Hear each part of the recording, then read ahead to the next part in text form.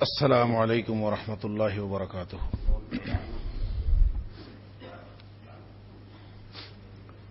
الحمد للہ وکفی وسلام علی عبادہ الذین اصطفی، اشہد ان لا الہ الا اللہ وحدہ لا شریک لہ واشہد ان محمدا عبدہ ورسولہ صلی اللہ علیہ وآلہ وسلم۔ اللهم صل على محمد وعلى آل محمد كما صليت على إبراهيم وعلى آل إبراهيم إنك حميد مجيد۔ اللهم بارك على محمد وعلى آل محمد كما باركت على إبراهيم وعلى آل إبراهيم إنك حميد مجيد۔ أما بعد، فأعوذ بالله السميع العليم من الشيطان الرجيم من همزه ونفخه ونفثه۔ بسم الله الرحمن الرحيم۔ والذين يؤمنون بما أنزل إليك وما أنزل من قبلك وبالآخرة هم يوقنون أولئك على هدى من ربهم وأولئك هم المفلحون۔ إن الذين كفروا سواء عليهم أأنذرتهم أم لم تنذرهم لا يؤمنون۔ ختم الله على قلوبهم وعلى سمعهم وعلى أبصارهم غشاوة ولهم عذاب عظيم۔ اور متقین وہ لوگ ہیں جو اس چیز پر بھی ایمان رکھتے ہیں جو اے حبیب صلی اللہ علیہ وآلہ وسلم آپ کی طرف نازل کی گئی، اور اس پر بھی ایمان رکھتے ہیں جو آپ سے پہلے نازل کیا گیا۔ وبالآخرۃ ہم یوقنون، اور آخرت پر انہی لوگوں کا یقین ہے، یہی لوگ یقین رکھتے ہیں۔ اولئک علی ھدی من ربہم واولئک ھم المفلحون، یہی وہ لوگ ہیں جو اپنے رب کی طرف سے ہدایت پر ہیں۔ وَأُولَئِكَ، اور یہی ہیں وہ، ہم المفلحون، وہی کامیاب لوگ ہیں۔ ان الذین کفروا، بے شک وہ لوگ جو کافر ہوئے، سواء علیہم، برابر ہے ان پر، اَأَنذَرْتَهُمْ، چاہے آپ ڈرائیں ان کو، ام لم تنذرہم، یا نہ ڈرائیں ان کو، لا یؤمنون، وہ کبھی بھی ایماندار نہیں ہوں گے۔ ختم اللہ علی قلوبہم وعلی سمعہم، مہر لگا دی ہے اللہ نے ان کے دلوں پر اور ان کے کانوں پر۔ وعلی ابصارہم غشاوہ، اور ان کی آنکھوں پر پردہ ہے۔ ولہم عذاب عظیم، اور ان کے لیے بہت بڑا عذاب ہے۔ اللہ کی توفیق اور اللہ کی رحمت سے سورہ بقرہ پر گفتگو کا سلسلہ جاری ہے، اور ہم گزشتہ درس میں یہاں تک پہنچے تھے کہ تمام معاملات میں جن کا ذکر یہاں پہ ہوا، ایمان کا تقاضا کیا گیا ہے، لیکن جب آخرت کی بات آئی ہے تو ایقان کا تقاضا ہے۔ تو ایمان اور ایقان میں فرق ہے، اور ویسے بھی اگر دیکھیں تو یہاں پر ایمان کے بعد اللہ اس کے رسول صلی اللہ علیہ وآلہ وسلم پر ایمان، اور ساری تفصیلات کے ساتھ جو ایمان ہے، اس کے ساتھ نماز کا ذکر ہوا، وَمِمَّا رَزَقْنَاهُمْ يُنْفِقُونَ، خرچ کرنے کا ذکر ہوا، اس میں صدقات نافلہ یعنی نفلی صدقات بھی شامل ہیں، اور صدقات واجبہ یعنی زکوٰۃ اور عشر وغیرہ جو فرض ہیں وہ بھی شامل ہیں۔ تو گویا یہاں پہ نماز کا ذکر بھی آ گیا، زکوٰۃ کا ذکر بھی آ گیا، وبالآخرۃ ہم یوقنون، اور آخرت کا ذکر بھی آ گیا۔ تو تین چیزوں کا ذکر ہے، اور آگے خوشخبری سنا دی گئی ہے کہ یہی لوگ ہدایت پر ہیں۔ تو اس میں حج کا ذکر نہیں ہے، روزے کا ذکر نہیں ہے۔ تو اس سے بعض اوقات یہ غلط فہمی پیدا ہوتی ہے کہ شاید یہ صرف آخرت پر ایمان رکھ لینا، اللہ پر ایمان رکھ لینا، اور نبی پاک صلی اللہ علیہ وآلہ وسلم پر ایمان کے ساتھ نماز جو شخص پڑھ لیتا ہے اور زکوٰۃ ادا کر لیتا ہے، باقی چیزوں کی اس کو ضرورت نہیں ہے۔ تو ایسا ہرگز نہیں ہے۔ یہ اگر کسی کے ذہن میں سوال پیدا ہو تو ایسی بات نہیں ہے۔ اس کی وجہ یہ ہے کہ یہ وہ بنیادی چیزیں ہیں. اللہ تعالیٰ ہر جگہ پہ ساری تفصیلات کا ذکر نہیں فرماتا، اور نبی کریم صلی اللہ علیہ وآلہ وسلم بھی مختلف مقامات پر آپ کے جو فرامین ہمیں ملتے ہیں ان میں بھی بعض اوقات کچھ چیزوں کا تذکرہ ہے اور کچھ کا نہیں ہے. اس کا مطلب یہ نہیں ہوتا کہ صرف وہی کافی ہے، بلکہ اس کا مطلب یہ ہوتا ہے کہ جو شخص ان کی پابندی کر لے گا وہ دیگر اجزاء اور دیگر ارکان کی پابندی بھی لازماً کرے گا. یہ ممکن نہیں ہے کہ کوئی شخص جو ہے وہ کسی اور چیز کی پابندی نہ کرے. مثلا بخاری شریف کے اندر ایک حدیث ہے، نبی پاک صلی اللہ علیہ وآلہ وسلم نے فرمایا، حضرت طلحہ بن عبید اللہ رضی اللہ تعالیٰ عنہ اس کے راوی ہیں، وہ فرماتے ہیں کہ نبی پاک صلی اللہ علیہ وسلم کے پاس ایک شخص آیا اور وہ آ کے بالکل منہ میں باتیں کر رہا تھا اور ہمیں پوری طرح سمجھ نہیں آ رہی تھی کہ وہ نبی پاک صلی اللہ علیہ وسلم کے ساتھ کیا باتیں کر رہا ہے. تو ہم نے جب غور سے سنا تو پتہ چلا کہ وہ آپ سے اسلام کے بارے میں پوچھ رہا ہے کہ مجھے اسلام کے بارے میں بتائیے. تھا وہ عربی اور بہت پڑھا لکھا آدمی نہیں تھا، تو نبی پاک صلی اللہ علیہ وآلہ وسلم نے اس کو اسلام کے بارے میں بتانا شروع کیا. تو آپ نے اس کو 5 نمازوں کا حکم فرمایا کہ 5 نمازیں پڑھنا اسلام. اچھا وہ آگے سے کہتا ہے اچھا 5 نمازیں ہیں، اس کے علاوہ تو کچھ نہیں ہے کہ ان 5 نمازوں کے علاوہ حل علی غیرہا، کہ کچھ اس کے علاوہ بھی کچھ ہے میرے اوپر. تو نبی پاک صلی اللہ علیہ وآلہ وسلم فرمایا لا الا ان تطوع، اس کے علاوہ کچھ نہیں ہے تمہارے ذمے. ہاں اگر نفل پڑھنا چاہو تو جتنے مرضی پڑھ لو، لیکن ذمے تمہارے صرف 5 نمازیں ہیں. پھر نبی پاک صلی اللہ علیہ وآلہ وسلم نے اس کو رمضان کے روزوں کا ذکر فرمایا. ثم ذکر صیام شہر رمضان، تو اس نے روزوں کا ذکر سن کے پوری بات سن کے اس نے پوچھا کہ کیا اگر میں رمضان کے روزے رکھ لیا کروں تو اس کے علاوہ تو میرے اوپر کچھ نہیں ہے ان روزوں کے علاوہ؟ تو وہ کہتے نبی پاک صلی اللہ علیہ وسلم فرمایا نہیں، لا الا ان تطوع، سوائے اس کے کہ تو اپنی مرضی سے نفلی روزے رکھے، ذمے تیرے کچھ نہیں ہے. اور پھر اس نے دوبارہ پھر نبی پاک صلی اللہ علیہ وسلم نے پوچھا تو آپ نے زکوٰۃ کا بتایا، نماز، روزہ اور زکوٰۃ، وہاں 3 باتوں کا ذکر ہے. اس نے زکوٰۃ کے بارے میں پوری بات سن کے پھر اس نے پوچھا کہ اس زکوٰۃ کے علاوہ تو میرے ذمہ کچھ نہیں ہے. تو نبی پاک صلی اللہ علیہ وسلم نے فرمایا لا الا ان تطوع، وہی بات جو آپ نے باقیوں کے بارے میں ارشاد فرمائی کہ ذمے تو یہی ہے، فرض یہی ہے، علاوہ ازیں اگر تم اپنی مرضی سے کچھ کرنا چاہو تو کرتے رہو، نفلی صدقہ جتنا مرضی کرو، فرض اور کچھ نہیں. اس نے یہ 3 باتیں سنی تو حضرت طلحہ بن عبید اللہ رضی اللہ تعالیٰ عنہ فرماتے ہیں وہ شخص کہتا ہے کہ واللہ لا ازید علی ذلک ولا انقص، کہ میں، وہ یہ کہتا وہ چلا گیا وہاں سے، کہتا ہے کہ میں اللہ کی قسم اس سے نہ کچھ زیادہ کروں گا نہ اس سے کم کروں گا، بس یہی کروں گا میں، اس کے علاوہ میں نے کچھ نہیں کرنا. اب وہاں اندازہ فرمائیے کہ وہاں پہ حج کا ذکر نہیں ہے، اور وہاں پہ اس کے باوجود نبی پاک صلی اللہ علیہ وسلم نے فرمایا 3 چیزوں کا صرف ذکر ہے، 3 ارکان کا.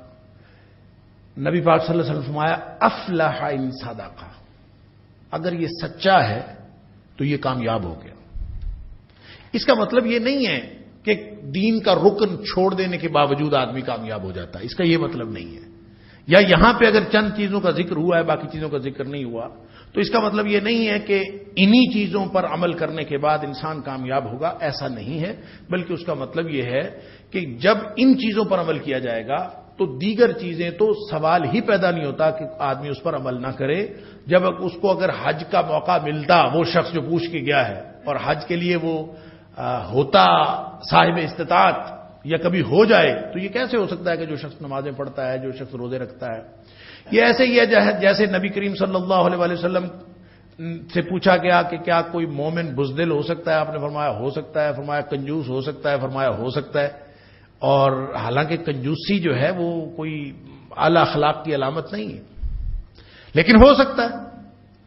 لیکن جب پوچھا گیا کہ مومن جھوٹا ہو سکتا ہے تو آپ نے فرمایا نہیں، جھوٹا نہیں ہو سکتا. اس کا مطلب یہ نہیں ہے کہ کوئی شخص جھوٹ نہ بولے اور باقی ساری اخلاقی کمزوریاں اس کے اندر آ جائیں تو کوئی حرج نہیں، ایسی بات نہیں.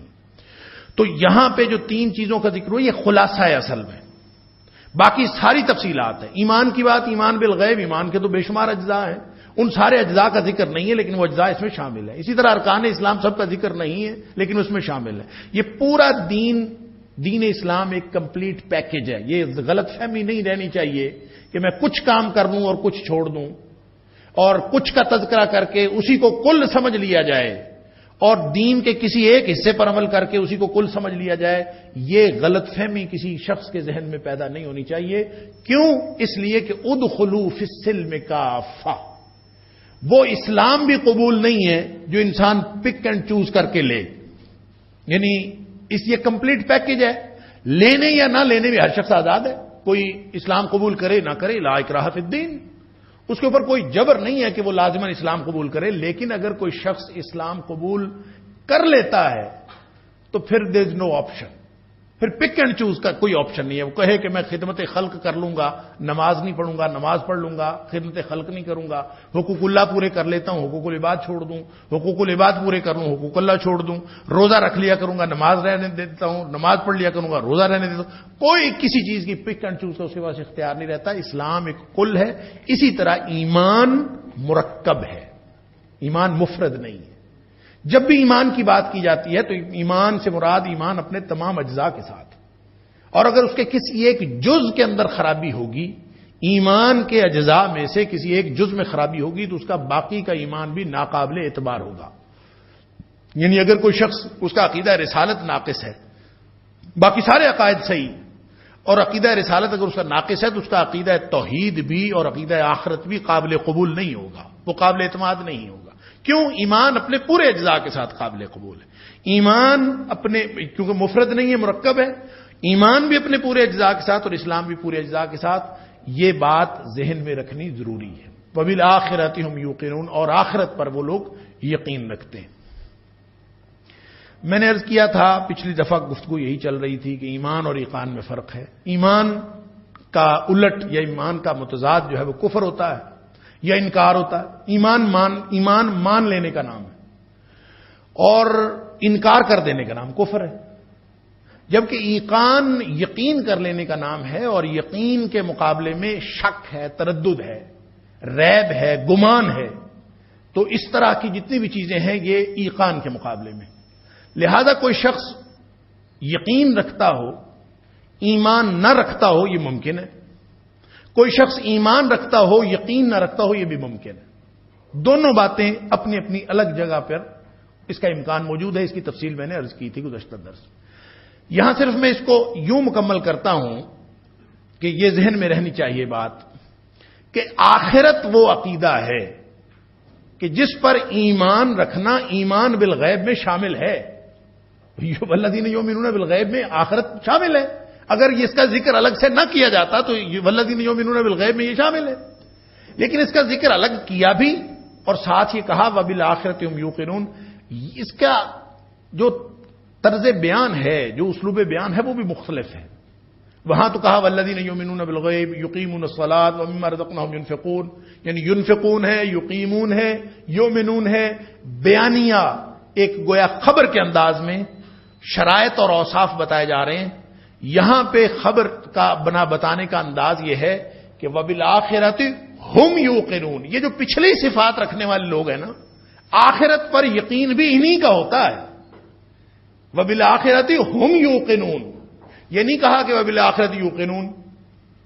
سادہ بیان تو یہی چل رہا تھا نا، یؤمنون بالغیب، یقیمون، ينفقون. یہاں ہوتا یوقنون، بس یہ نہیں فرمایا. وبالآخرۃ ہم یوقنون کہ آخرت کا یقین جو ہے اس کے بغیر عمل کی بنیاد نہیں پڑتی. جس شخص کو آخرت کا یقین نہیں ہوتا، جواب دہی کا یقین نہیں ہوتا، جواب دہی کے یقین کے بغیر کوئی شخص اگر اپنا ایمان لے کے پھرتا رہے تو اس کا مطلب ہے جس کے دل میں یقین نہیں ہے، اس کے دل میں تردد ہے، اس کے دل میں ریب ہے، اس کے دل میں شک ہے، اس کے دل میں گمان ہے. اور جس کے دل میں گمان ہے اور وہ کبھی سوچتا ہے پتہ نہیں مر گئے، مٹی ہو گئے، پتہ نہیں دوبارہ اٹھنا ہے کہ نہیں اٹھنا. اللہ اکبر. موت کو مانتے سب ہیں، یقین نہیں ہوتا کہ میں نے بھی مر جانا ہے. آخرت کو مانتے ہم سب ہیں اور اقرار باللسان بھی کرتے ہیں، تصدیق بالقلب بھی کرتے ہیں. موت تو ایسی چیز ہے کہ جس کو کوئی شخص، چاہے وہ کافر ہے، وہ سوال ہی پیدا نہیں ہوتا، اس کے مانے بغیر چارہ ہی کوئی نہیں، سب مر رہے ہیں، سامنے مر رہے ہیں. لیکن آخرت سے مراد صرف موت نہیں ہے. آخرت ایک جامع اصطلاح ہے. اور اصطلاح کے اندر کئی مفاہیم موجود ہیں، اس کے کئی اجزاء ہیں. میں اختصار کے ساتھ عرض کر دیتا ہوں. آخرت کا لفظی معنی ہوتا ہے بعد میں آنے والی. یہ دنیا کے مقابلے میں ہے. یہ اس زندگی کے مقابلے، اس زندگی کے لیے لفظ بولا جاتا ہے جو اس دنیا کے بعد آنے والی. اس دنیا ادنا دنا یدنو سے ہے، جس کا مطلب ہوتا ہے قریب والی. الدنیا یا دنیا، اس کا مطلب ہے قریب والی زندگی، وہ جو ہم انجوائے کر رہے ہیں، جس میں ہم موجود ہیں. اس کے مقابلے میں آخرت ہے جو بعد میں آنے والی ہے. اور بعد میں آنے والا کیا ہے؟ اس آخرت پر ایمان کے اجزاء یہ ہے کہ یہ سمجھا جائے اور یہ یقین رکھا جائے کہ یہ دنیا، یہ زندگی جو ہم گزار رہے ہیں، یہ حتمی اور آخری نہیں ہے. یہ بالکل عارضی ہے اور یہ ختم ہو جانے والی ہے. یہ ساری دنیا تباہ و برباد ہو جائے گی اور ختم ہو جائے. کل من علیہا فان، ہر چیز ختم ہو جانی ہے. میں نے بھی ختم ہو جانا ہے اور ہر چیز ختم ہو جائے گی. اللہ، آخرت کا یقین کہ سب ختم ہو جائے گا. لیکن ختم ہو جانے کے بعد یہ خاتمہ آخری بات نہیں ہے اور خاتمہ بھی حتمی بات نہیں ہے. کیا ہوگا؟ اس خاتمے کے بعد پھر دنیا وجود میں آئے گی.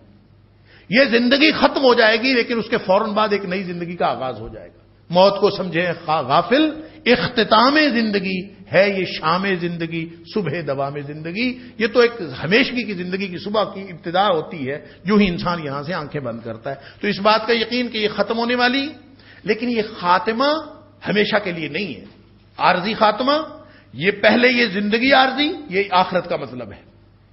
اس کے بعد اس کا مطلب ہے کہ پھر جو خاتمہ اور تباہی و بربادی ہونی ہے، جو فنا ہوگا تو خریب عام ہوگی، وہ بھی حتمی اور آخری نہیں ہے، ہمیشگی کے لیے نہیں ہے. اس کے بعد ایک نئی دنیا وجود میں آئے گی اور پھر اس نئی دنیا کے اندر بہت ساری ایونٹس اس میں ہوں گے جس کو ہم عالم برزخ کہتے ہیں.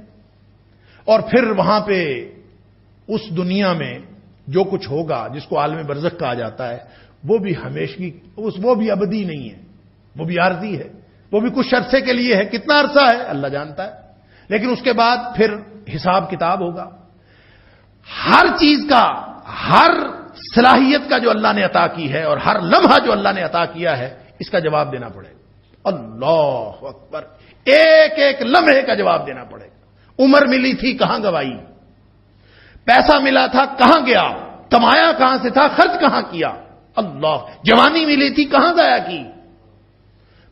اللہ حاضل قیاس، کوئی ایسی صلاحیت نہیں ہے، کوئی ایسی چیز نہیں ہے جو ہمیں ملے اور اس کے بارے میں جواب دہی نہ ہو. یہ جواب دہی کا تصور یہ آخرت میں شامل ہے.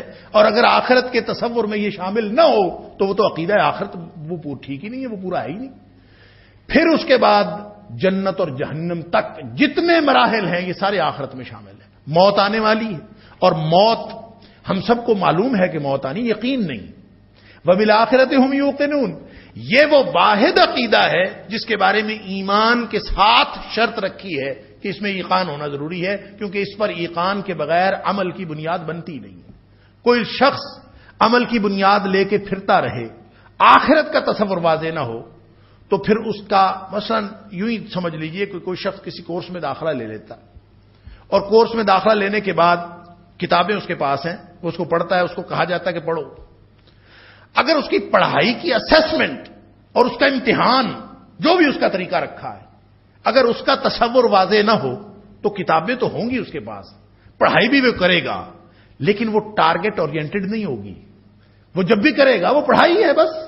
اس کو پتہ ہی نہیں کہ میری اسیسمنٹ کیسے ہونی ہے، اس کو یہ یقین ہی نہیں ہے کہ میرا امتحان کیسے ہونا ہے. اور جس شخص کو اپنے امتحان کا یقین ہے اور اس کو معلوم ہے کہ کتابیں پڑھنا بجائے خود کوئی مقصد نہیں ہے، اصل مقصد تو اس امتحان میں کامیابی ہے جو بعد میں آنے والا ہے، تو وہ ان 3 گھنٹوں کے لیے جو کمرہ امتحان میں جا کے ہوں گے وہ اس کے لیے تیاری کرے گا، اس کے لیے نوٹس بنائے گا، اس کے لیے محنت کرے گا، وہ دن رات لگائے گا.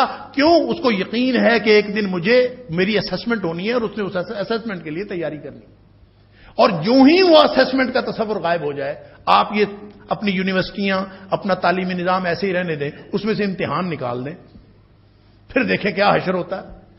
تو وہی حشر ہوتا ہے ہر اس شخص کے ایمان کا اور ہر اس شخص کے دعوی ایمان کا جس کا آخرت پر پختہ یقین نہیں. اور میں فرق اگر اپنے طالب علمانہ انداز میں سمجھ سکوں اور آپ کو سمجھا سکوں کہ یہ یقین اور صرف ایمان میں کتنا فرق ہے، کہ دیکھیں موت پر سب کا ایمان.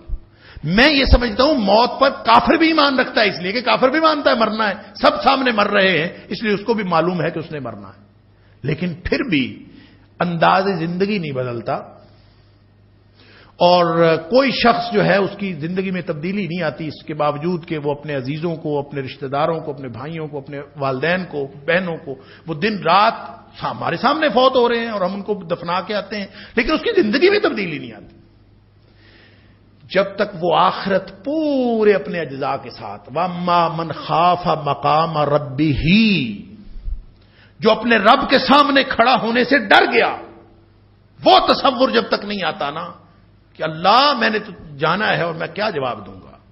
اس کے علاوہ جو پہلے مراحل ہے وہ بھی سارے، موت فار ایگزامپل، موت کا مرحلہ جو ہے یہ کتنا جاں گسل، کتنا کٹھن، کتنا مشکل مرحلہ ہے.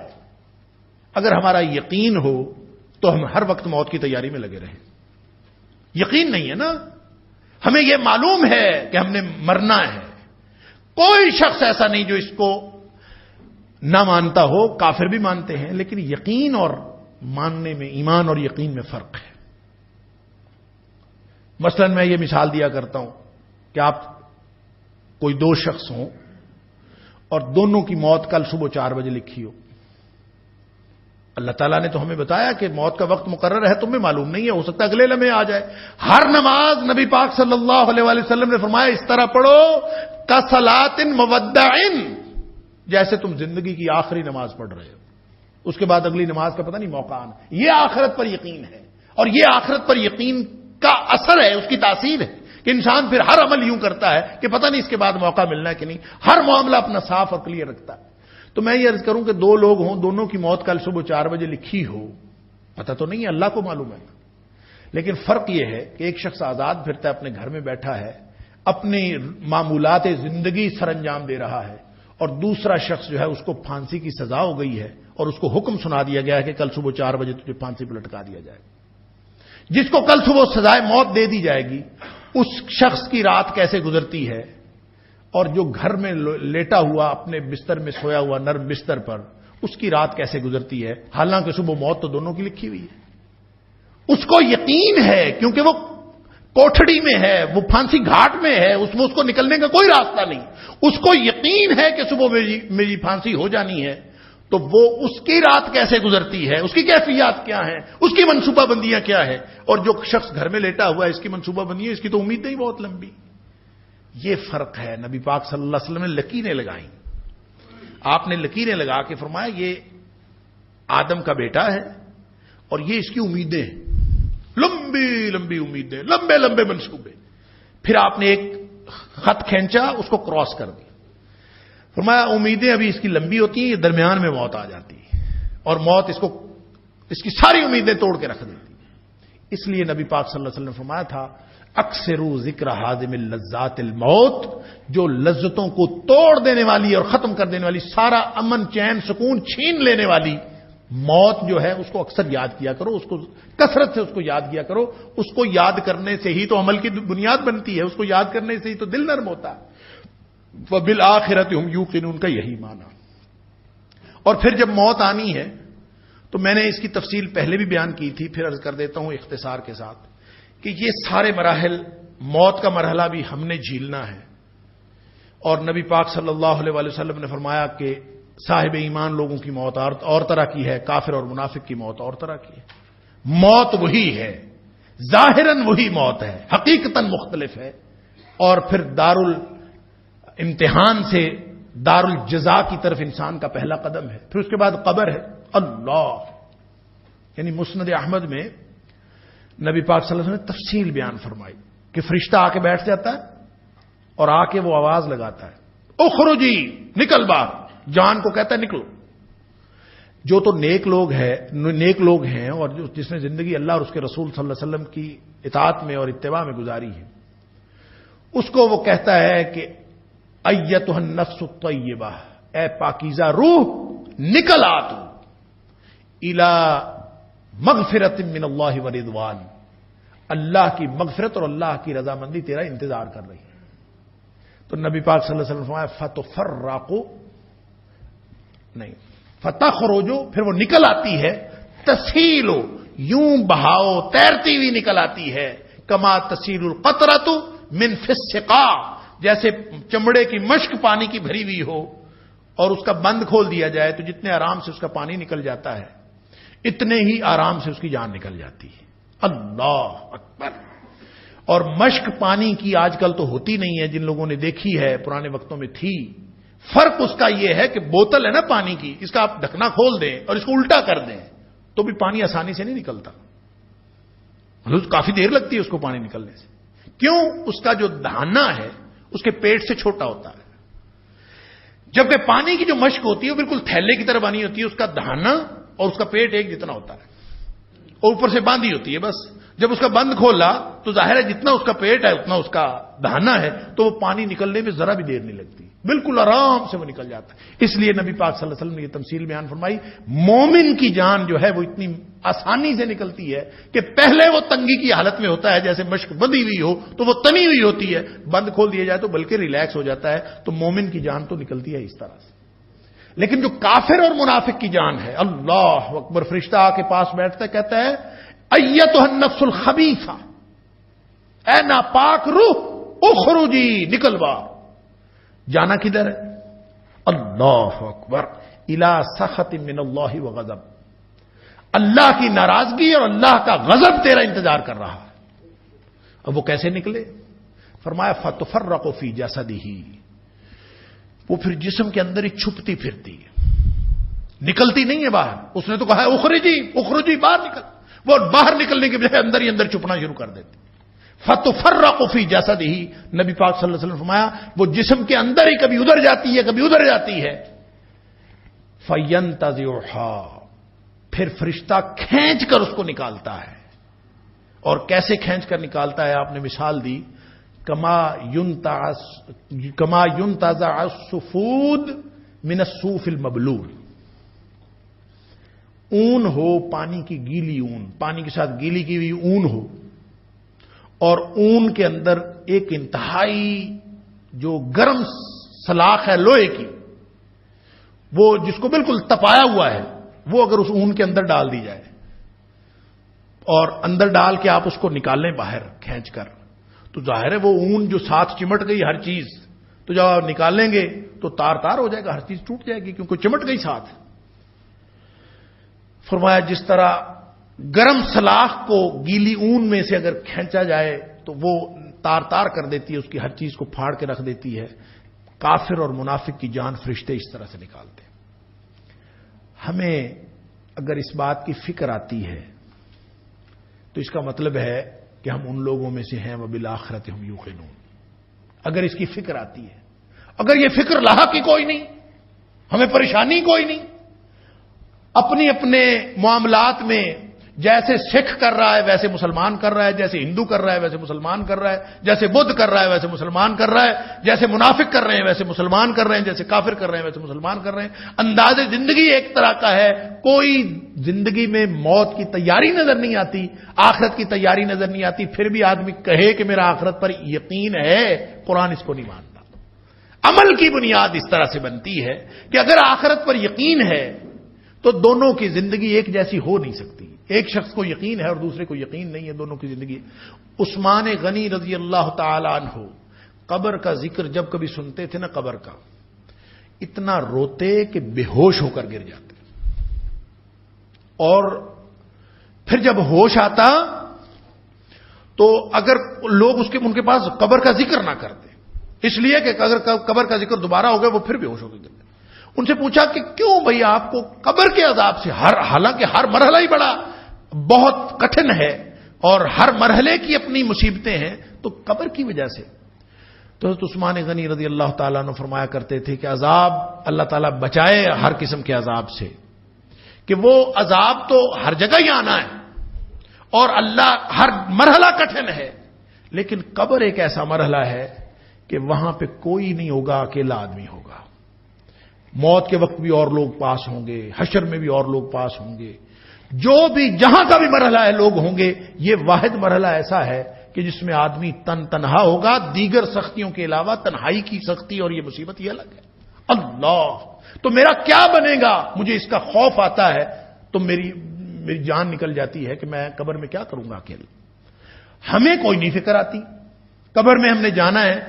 اور کبھی تصور کیجئے, اپنے آپ کو بیٹھے بٹھائے تصور کیا کریں, یاد کیا کریں. کثرت ذکر فاکثروا ذکر حاذب لذات الموت.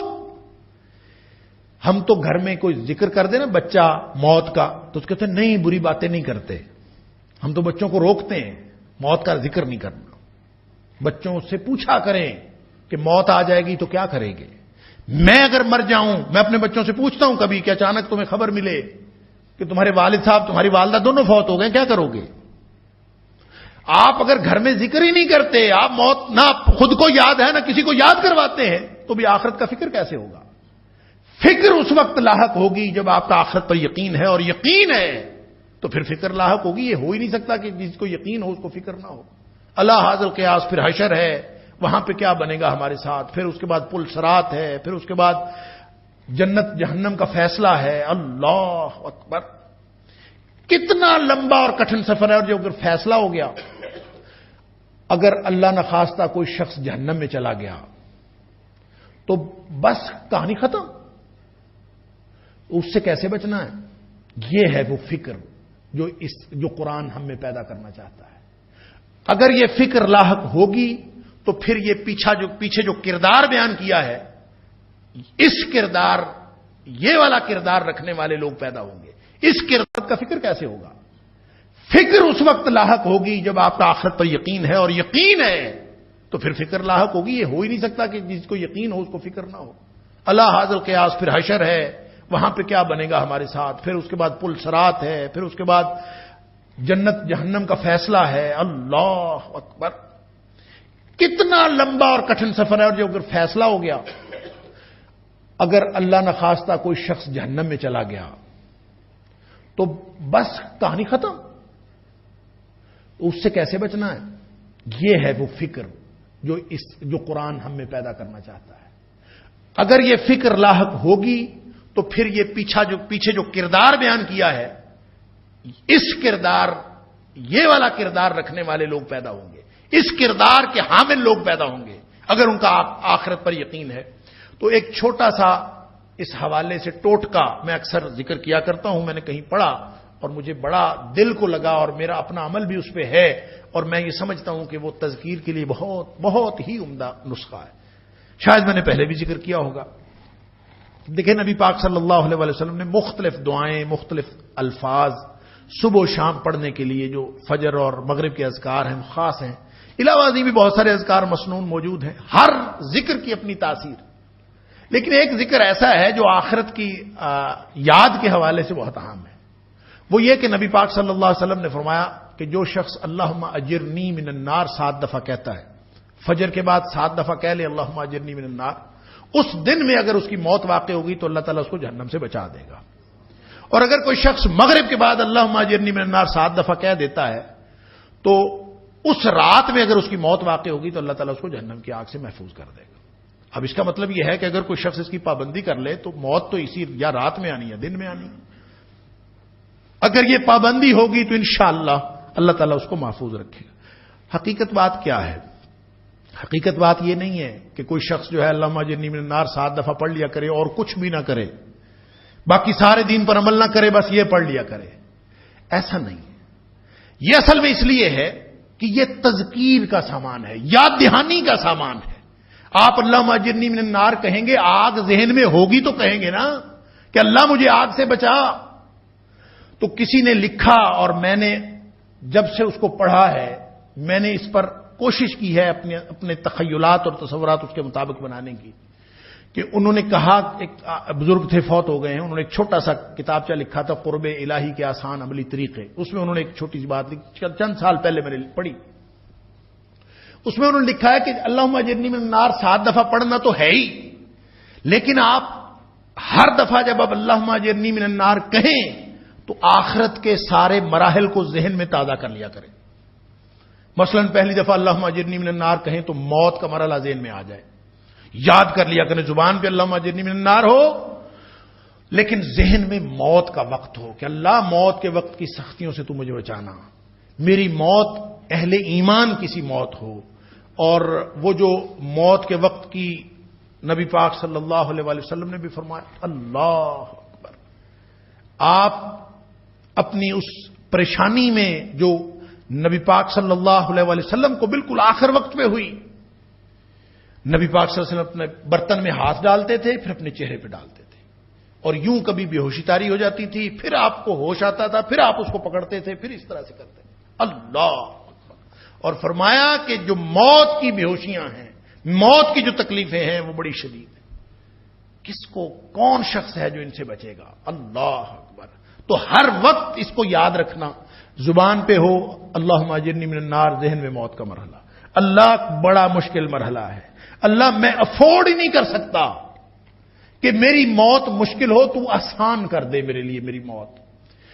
اللہم اجرنی من النار دوسری دفعہ کہے قبر کا مرحلہ آ جائے کہ اللہ منو مٹی کے نیچے چھوٹا سا ایک گڑا، اوپر سے لوگ مٹی دے کے بند کر کے آ جائیں، یا اللہ میرے لیے تو وہاں ایک منٹ گزارنا مشکل ہے، تو مجھے کوئی ایسی سبیل بنا کہ میں اس سے بچ جاؤں۔ اللہم اجرنی من النار، اللہ مجھے قبر کی سختیوں سے بچا لے۔ اللہم اجرنی من النار، اللہ مجھے حشر کی سختیوں سے بچا لے، جہاں پہ اعمال نامے پکڑائے جائیں گے۔ اللہ اکبر، ایسا نہ ہو کہ میرا اعمال نامہ مجھے بائیں ہاتھ میں ملے، اللہ مجھے ان میں بنا جن کو دائیں ہاتھ میں اعمال نامہ ملنا ہے۔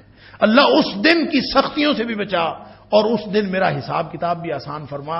اللہم اجرنی من النار تیسری دفعہ کہے تو ذہن میں حشر آ جانا چاہیے، چوتھی دفعہ اللہم اجرنی من النار کہے پل صراط کا مرحلہ آ جانا چاہیے کہ اللہ میں تو نہیں گزر سکتا، اگر ایسا کوئی پل تو نے بنایا ہے جہنم کے اوپر جو تلوار سے زیادہ تیز ہے اور بال سے زیادہ باریک ہے، تو کیسے گزرا جا سکتا سوائے تیری مدد کے، اور کوئی طریقہ نہیں وہاں گزرنے کا۔ اللہم اجرنی من النار، اللہ تو مجھے پل صراط سے جو گزارنا ہے محفوظ، تو وہ بھی تو نہیں گزارنا۔ اگلی دفعہ اللہم اجرنی من النار کہے پانچویں دفعہ، تو ذہن میں یہ آ جانا چاہیے کہ اللہ مجھے جہنم سے بچا لے۔ چھٹی دفعہ اللہم اجرنی من النار کہے تو یہاں سے لے کر اس دنیا میں جہاں بیٹھے ہیں، یہاں سے لے کر جنت کے دروازے تک جتنی تکلیفیں ہیں اور جتنے تکلیف دہ مراحل ہیں، اللہ سے انسان کہے کہ یا اللہ ان ساری سختیوں کو تو دور کر دے۔ اور آخری دفعہ اللہم اجرنی من النار کہے تو میرے ذہن میں ایک تصور آتا ہے، اگرچہ بزرگوں نے تو نہیں لکھا تھا، میرے ذہن میں ایک تصور پیدا ہوا، میں آپ کے ساتھ شیئر کرتا ہوں۔ ہم اس تصور کو اور زیادہ پختہ کریں، اس لیے کہ نبی پاک صلی اللہ علیہ وسلم فرمایا کہ اللہ تعالیٰ فرماتا ہے انا عند ظن عبدی بی، میں اپنے بندے کے گمان کے مطابق اس کے ساتھ معاملہ کرتا ہوں۔ ہم اللہ سے ایسا اچھا گمان رکھیں کہ اللہ تعالیٰ ہمارے ساتھ اتنا ہی اچھا معاملہ کرے۔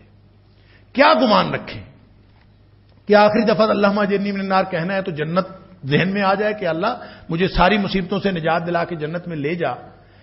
بات تو اتنی ہے، لیکن تصور ذہن میں یہ ہو، میرے ذہن میں یہ تصور ہوتا ہے، اور میں اللہ سے یہ امید رکھتا ہوں اور اللہ سے دعا کرتا ہوں، اور جب بھی میں اللہم اجرنی من النار کہتا ہوں تو میرے ذہن میں یہی تصور ہوتا ہے کیا کہ اللہ موت بھی بڑی بھیانک ہے، قبر بھی بڑی بھیانک ہے، اور یہ درمیان کے سارے مراحل بڑے خوفناک ہیں، پل صراط بھی، جہنم بھی، ہر چیز، ہر مرحلہ اتنا خوفناک ہے۔ اللہ تو ایسی سبیل پیدا کر دے کہ ادھر میری آنکھ بند ہو اور جو آنکھ کھلے تو میں جنت میں موجود ہوں۔ درمیان والے مراحل تو ویسے ہی سکپ کر دے۔ تو نے ڈرانا ہے، ہم ڈر گئے، تیرے نبی نے ہمیں ڈرایا عذابوں سے، اللہ ہم ڈر گئے، اللہ ہمارے دلوں میں پورا خوف موجود ہے، ہم تیری ناراضگی نہیں لینا چاہتے، اللہ ہم تیری رضامندی حاصل کرنا چاہتے ہیں۔ اللہم اجرنی من النار زبان پہ ہو اور ذہن میں تصور یہ کر لیں کہ اللہ بغیر حساب کتاب کے، بغیر کسی درمیان والے مراحل کے، تو سارے مراحل سکپ کر دے، تو ان اللہ علی کل شیء قدیر، تو ہر چیز پر ہر طرح کی قدرت رکھنے والی ذات ہے۔ میں یہاں پہ میری آنکھ بند ہو، لوگ مجھے رو رہے ہوں، میں ہنس رہا ہوں، فوراً میری آنکھ کھلے تو میں جنت میں پڑا ہوں، تو جب میں جنت میں چلا گیا یہاں سے ڈائریکٹ، تو پھر درمیان والے مراحل میرے لیے تو نے آسان فرما دیے۔ تو یوں اگر 7 دفعہ اللہم اجرنی من النار ہم پڑھ لیا کریں، فجر کے بعد بھی اور مغرب کے بعد بھی، تو آپ اندازہ فرمائیے کہ وہ یقین بھی وبالآخرۃ ہم یوقنون، اس کی کیفیت کیا بنتی ہے۔ اور یہ اپنی جو تذکیر کی بات ہے، جو موت کو یاد کرنے کی بات ہے اور اگلے مراحل کو یاد کرنے کی بات ہے، وہ بھی ساتھ ہی ساتھ چلتی رہے۔ اللہ تعالی ہمیں یہ یقین عطا فرمائے، ایسا یقین آخرت کے بارے میں ہوگا، اللہ اکبر، جامع یقین۔ ایمان تو ہے ہی، ایمان تو شامل ہے، میں نے عرض کیا یؤمنون بالغیب میں شامل ہے۔ ایسا یقین اگر آخرت کے بارے میں ہوگا اور ہر وقت انسان اسی کی فکر میں رہے گا کہ جو بھی آپ کام کر رہے ہیں آپ یہ سوچیں کہ میرا اللہ ناراض ہے کہ راضی ہے، آخرت میں مجھے اس کا فائدہ ہوگا کہ نقصان ہوگا، اس لیے کہ دنیا کا کوئی عمل فضول نہیں، ہر عمل کے نتیجے میں یا آپ جنت کے قریب ہو رہے ہیں یا آپ جہنم کے قریب ہو رہے ہیں۔ یہی ہے آخرت کا یقین۔ اگر یہ آخرت کا یقین آ جائے تو انسان کے سارے اعمال فوراً سدھر جاتے ہیں۔ فاما من خاف مقام ربہ، جو شخص اپنے رب کے سامنے کھڑا ہونے سے ڈر گیا کہ میں اللہ کو کیا جواب دوں گا، ونہى النفس عن الہوى، بس جس کے دل میں یہ یقین آ جاتا ہے نا، اس کا پہلا اثر یہ ہوتا ہے کہ انسان پھر اپنی خواہشات کی تکمیل کی فکر میں نہیں رہتا، خواہشات کو روک لیتا ہے پھر، اور جس نے روک لیا فرمایا فَإِنَّ الْجَنَّةَ هِيَ الْمَأْوَىٰ، اس کا ٹھکانہ جنت ہوگا، جنت کے علاوہ اس کا کوئی ٹھکانہ نہیں۔ جب جنت کے علاوہ کوئی ٹھکانہ نہیں ہے تو کیا حرج ہے یہ سمجھ لینے میں کہ یا اللہ جب میں اس دنیا کے اس قید خانے سے نکلوں گا تو انشاءاللہ مجھے جنت ملے گی، کیونکہ نبی پاک صلی اللہ علیہ وسلم نے موت کی جو کیفیت اہل ایمان کی بتائی وہ بھی بہت خوبصورت ہے۔ جو جنت کی بات بتائی آپ نے فرمایا، جو قبر کی بات بتائی نبی پاک صلی اللہ علیہ وسلم نے فرمایا یا تو یہ روضۃ من ریاض الجنہ او حفرۃ من حفر النار، یہ جو قبر ہے بظاہر گڑھا تمہیں نظر آ رہا ہے، یا یہ جہنم کے گڑھوں میں سے گڑھا ہے، یا یہ جنت کے باغیچوں میں سے ایک باغ ہے۔ تو ہمارے دل میں ہر وقت یہ نکلے کہ اللہ تو میری قبر کو جنت کا باغیچہ بنا دے، لہذا یہاں سے جانے کے بعد میرا سارا سفر درمیان والا وہ سکپ کر کے مجھے ڈائریکٹ جنت میں پہنچا دے۔ اللہم ارزقنا الجنت الفردوس بغیر حساب، اللہم ارزقنا کلنا الجنت الفردوس بغیر حساب۔ اللہ تعالیٰ نے اس کی جنت چھوٹی کوئی نہیں ہے، ذہن میں رکھیں، دعا کرتے وقت کسی کنجوسی کی ضرورت نہیں ہے، اس کی جنت چھوٹی کوئی نہیں، مشکل میں ڈال کے وہ خوش کوئی نہیں ہوتا، وہ اپنے بندوں سے پیار کرتا، صرف اس کا مطالبہ یہ ہے کہ تو کسی اور کا نہ بن، میرا بن جا۔ اگر ہم اللہ کے بن گئے تو اللہ کو یہ معاملات اور یہ سارے مراحل سکپ کرنا اس کے لیے کوئی مشکل نہیں ہے۔ ان اللہ علی کل شیء قدیر۔ اللہ تعالیٰ یہ یقین ہمیں عطا فرمائے۔ یہ شروع میں یہ سارے اوصاف بتا دیے ہیں، ان کیفیات کے ساتھ جب تم اسلام کے ضابطے پر عمل کرو گے، یہ قرآن پڑھو گے، تو پھر اللہ وعدہ کر رہا ہے کہ اولئک علی ھدی من ربہم، ایسی کیفیتوں والے لوگ اور ایسا طرز زندگی رکھنے والے لوگ وہ ہیں ہدایت پر اپنے رب کی طرف سے۔ یعنی شروع میں جو ہدایت مانگی تھی نا، جس کے بارے میں کہا تھا کہ ہدایت ملے گی ان کو جو متقین ہیں، پری ریکوزٹ تھی کہ اللہ میں تیری ناراضگی سے بچنا چاہتا ہوں، اللہ میں تیری رضامندی حاصل کرنا چاہتا ہوں۔ فرمایا جو اس طرح سے اس ابتدائی شرط کے ساتھ سفر کا آغاز کرتے ہیں تو اللہ تعالیٰ ان کو پوری زندگی ہدایت پر رکھتا ہے۔ اولئک علی ھدی من ربہم، یہ ہے اپنے رب کی طرف سے جن کو اللہ ہدایت دے دیتا ہے۔ ھدی للمتقین ہے نا، تو جنہوں نے مانگی ان کو مل گئی۔ تو گویا اس لیے مفسرین نے لکھا ہے کہ یہ ہدایت کا تکمیلی مفہوم ہے یہاں پہ، یعنی وہ ہدایت جو ابتداءً مانگی تھی یہاں مکمل ہو گئی۔ اور اللہ تعالیٰ فرماتا ہے کہ یہ والے وہ لوگ ہیں جو اللہ تعالیٰ کی طرف سے ہدایت پر ہیں، وَأُولَئِكَ هُمُ الْمُفْلِحُونَ، اور یہی وہ لوگ ہیں جو فلاح پائیں گے۔ انہی لوگوں نے فلاح پانی۔ فلاح کیا ہوتی؟ کامیاب لوگ۔ اللہ اکبر، اللہ کی رحمتوں کا نزول ہو جائے تو یہی کامیابی ہے۔ انسان ساری جو مصیبتیں ہیں وہ کٹ جائیں، ان سے بچ جائے تو یہ فلاح ہوتی۔ سن لیجئے، 3 چیزیں، ایک ہے نجات، ایک ہے فلاح اور ایک ہے فوز۔ قرآن نے تینوں الفاظ استعمال کیے کہ نجات بھی چاہیے، فلاح بھی چاہیے اور فوز بھی چاہیے۔ اور اگر بنظر غائر ان تینوں الفاظ کا مطالعہ کیا جائے تو قرآن پاک میں یہ تینوں الفاظ اگرچہ مترادف ہیں لیکن اپنے الگ الگ مفہوم میں بھی آئے. یہ اصل میں کامیابی کے 3 مراحل کا نام ہے. نجات اگر کسی مذہب میں یا کسی نظریے میں یا کسی شخص کے طرز عمل میں صرف ٹارگٹ نجات ہو تو سمجھ لیجئے وہ فلاح نہیں ہے. نجات کا مطلب ہوتا ہے صرف عذابوں سے بچ جانا. جیسے عیسائیت جو ہے، عیسائیت کے ہاں میکسیمم تصور نجات کا ہے. یعنی وہ جو پولس نے، سینٹ پال نے جو بنائی تھی، جو تشکیل دی تھی عیسائیت خود، اور اس میں پھر عقیدہ کفارہ بھی گھڑا گیا. تو عقیدہ کفارہ کیا ہے؟ گناہوں کی سزا سے بچنا ہے. تو گویا صرف عذابوں سے یا سزا سے بچ جانا یہ نجات ہے. اور جس نظریے کی یا جس مذہب کی یا جس فکر کی انتہا یہ ہو کہ اس نے بس نجات حاصل کرنی ہے، تو اس کا مطلب ہے یہ منفی تصور ہے اور یہ ناقص تصور ہے. یہ کامیابی کا ناقص تصور ہے اور منفی تصور. جبکہ اسلام جو کامیابی کا اصول بتاتا ہے اس میں نجات پہلا مرحلہ ہے کامیابی کا، کہ سب سے پہلے اللہ کی ناراضگی سے بچنا ہے، اللہ کے عذابوں سے بچنا ہے. جس کو اللہ کے عذابوں سے نجات مل گئی گویا اس کو کامیابی کا پہلا مرحلہ حاصل ہو گیا. لیکن اصل کامیابی کیا ہے؟ اصل کامیابی یہ ہے کہ وہ جہنم سے بچے اور جنت میں داخلے کا مستحق قرار پائے. اور جو شخص جنت میں داخلے کا مستحق قرار پاتا ہے وہ مفلح ہے، وہ کامیاب ہے. وہاں سے نکلا، وہاں سے کامیاب ہو گیا، جہنم سے بچ گیا، کامیاب ہے. لیکن ابھی پہلا مرحلہ ہے. جہنم میں داخلہ مل گیا، کامیاب ہے، لیکن ابھی دوسرا مرحلہ ہے. تیسرا مرحلہ ہے فوز کا. ذالک الفوز العظیم، فقد فاز. قرآن نے کئی دفعہ یہ لفظ استعمال کیا ہے. اور فوز کا لفظ اردو میں بھی استعمال ہوتا ہے. فائز ہونا کسی جگہ پر، کسی چیز پر، یعنی اس سے مراد ہوتا ہے تعیناتی، کسی جگہ پر، کسی مقام پر کسی کو تعینات کر دینا، فائز کر دینا. تو فوز کامیابی کا آخری مقام ہے، آخری مرحلہ ہے. گویا جنت کے اندر اللہ نے جو محل تیار کیا ہے اس شخص کے لیے، اس کو اس محل میں جا کے جگہ عطا فرما دینا، یہ فوز ہے. اس لیے سورہ آل عمران میں اللہ تعالی نے فرمایا من زحزح عن النار وادخل الجنہ، جو یہاں سے بچا پہلا مرحلہ ہے. جب جو جہنم سے بچا دیا گیا، وادخل الجنہ، اور جنت میں داخل کر دیا گیا، فقد فاز، وہ گویا آخری مرحلے پر فوز تک پہنچ گیا جو اصل کامیابی ہے. اللہ تعالی ہم سب کو انہی کامیاب لوگوں میں بنائے.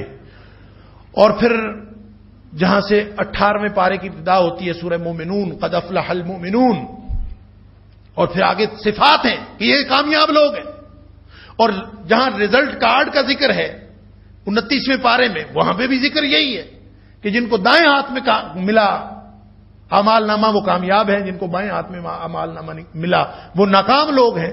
تو گویا ناکامی سے بچنا، کامیابی حاصل کرنا، رزلٹ کارڈ ملا، کامیابی کا اعلان ہو گیا کہ یہ بچ گیا. اور پھر جب جنت میں وہ محل مل جائے گا جس کے بارے میں بے شمار تفصیلات ہیں. ایک صحابی نبی پاک صلی اللہ علیہ وسلم سے پوچھتا ہے اللہ کے رسول صلی اللہ علیہ وسلم جنت کے کئی درجے ہیں، ان کا کیا مطلب؟ نبی پاک صلی اللہ علیہ وسلم فرمایا ایک درجے کا دوسرے درجے سے فرق یوں ہوگا کہ جیسے ہم زمین سے آسمان کو دیکھتے ہیں، یعنی اتنا فرق ہوگا ایک ایک درجے کا. تو وہ کون سا درجہ ہمیں ملنا ہے؟ فرمایا کہ جب مانگنا ہو نا، اللہ سے جنت مانگنی ہو تو جنت الفردوس مانگا کرو، اس لیے کہ یہ سب سے اوپر والی جنت ہے اور اسی سے جنت کی ساری نہریں نکلتی ہیں اور اس کے اوپر صرف اللہ کا عرش ہے اور کچھ نہیں. تو اللہ تعالی ہم سب کو جنت الفردوس عطا فرمائے. دعا جب بھی مانگنی ہو جنت الفردوس کی مانگو، اللہ سے مانگنی ہے. اللہ تعالیٰ سب کو، ساری دنیا کو جنت الفردوس دے دے، اس کی جنت کوئی چھوٹی ہے؟ اللہ اکبر. تو آخرت پر جو لوگ یقین رکھتے ہیں، یہ سارا ایمان بھی رکھتے ہیں جی، تفصیلات یہ اوصاف رکھنے والے لوگ، یہی لوگ اللہ کے ہاں کامیاب لوگ ہیں. اور ایسی یعنی یہ جو تفصیل بتائی ہے، بتانے کا مقصد یعنی ابتدا ہے نا، بتانے کا مقصد یہ ہے کہ اللہ کی ہدایت آ جانے کے بعد اللہ کی طرف سے قرآن آ جانے کے بعد وہ جو ہدایت مانگی تھی اہدنا الصراط المستقیم، وہ ہدایت آ جانے کے بعد لوگوں کی تقسیم جغرافیائی ہو، نسلی ہو، پڑھے لکھے اور ان پڑھ کی ہو، کوئی بھی تقسیم ہو، اخروی اعتبار سے اس کا کوئی حیثیت نہیں ہے۔ ہدایت آ جانے کے بعد صرف 3 گروہ پیدا ہوتے ہیں۔ اس ہدایت کے ماننے یا نہ ماننے کے اعتبار سے ٹوٹل 3 گروہ پیدا ہوتے ہیں۔ پہلا گروہ یہ ہے جس کا ذکر آپ نے سنا، اور یہ لوگ اللہ تعالیٰ نے ان لوگوں کو کامیاب قرار دیا۔ دوسرے وہ لوگ ہیں ان الذین کفروا، جنہوں نے انکار کر دیا، بے شک وہ لوگ، یہ یعنی دوسرے گروہ کا ذکر شروع ہو رہا ہے۔ ان الذین، بے شک وہ لوگ، کفروا، جو کافر ہوئے۔ اب کفر کا کیا معنی ہوتا ہے؟ ظاہری معنی عام طور پہ جو معروف معنی ہے وہ یہ کہ انکار کر دینا، جن لوگوں نے مانا ہی نہیں، انکار کر دیا۔ ویسے کفر کا معنی ہوتا ہے ڈھانکنا اور چھپا دینا کسی چیز کو، لفظی معنی کفر کا۔ اسی لیے سورۃ الحدید کے اندر غالباً جو ہے کفار کا لفظ کسانوں کے لیے بھی آیا، کسانوں کے لیے بھی استعمال ہوا ہے۔ وہ اس لیے کہ جو کسان ہے وہ بھی بیج کو زمین میں چھپا دیتا ہے، تو اس لغت کے لغوی معنی کے اعتبار سے کسانوں کو کفار کہا گیا ہے۔ حالانکہ اصطلاح میں کفار سے مراد وہ جو لوگ اپنے ایمان کو یا اپنے باطن کو چھپا لیتے ہیں، یا جن کا دل اس گواہی سے حجاب میں چلا جاتا ہے، پردے میں چلا جاتا ہے، جو گواہی ایماندار ہونے کے لیے ضروری ہے، تو ایسے لوگوں کو کافر کہتے ہیں۔ ویسے اصطلاح میں بھی 2 اس کے مختلف استعمالات ہیں قرآن میں۔ قرآن نے شکر کے مقابلے میں بھی کفر کو استعمال کیا۔ لئن شکرتم لازیدنکم، اگر تم شکر کرو گے، تو اللہ تعالیٰ تمہیں اور زیادہ عطا کرے گا۔ وَإِن كَفَرْتُمْ، وَلَئِن كَفَرْتُمْ، اور اگر تم کفر کرو گے تو یہاں کفر سے مراد ناشکری ہے۔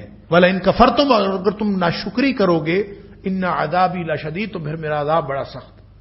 تو شکر اللہ کی دی ہوئی ساری نعمتوں کو، ساری صلاحیتوں کو، ہر قسم کے رزق کو اللہ کی مرضی کے مطابق استعمال کرنا شکر ہے۔ اور جو شخص اللہ کی مرضی کے مطابق استعمال نہیں کرتا وہ ناشکری کرتا ہے۔ جو ناشکری کرتا ہے اس کے لیے عذاب ہے، جو شکر کرتا ہے اس کے لیے اللہ تعالیٰ اور زیادہ عطا فرماتا ہے۔ تو شکر کے مقابلے میں کفران نعمت ہم اردو میں استعمال کرتے ہیں، ناشکری۔ لیکن جب یہ ایمان کے مقابلے میں کفر آتا ہے تو اس کا مطلب ہوتا ہے انکار کرنا۔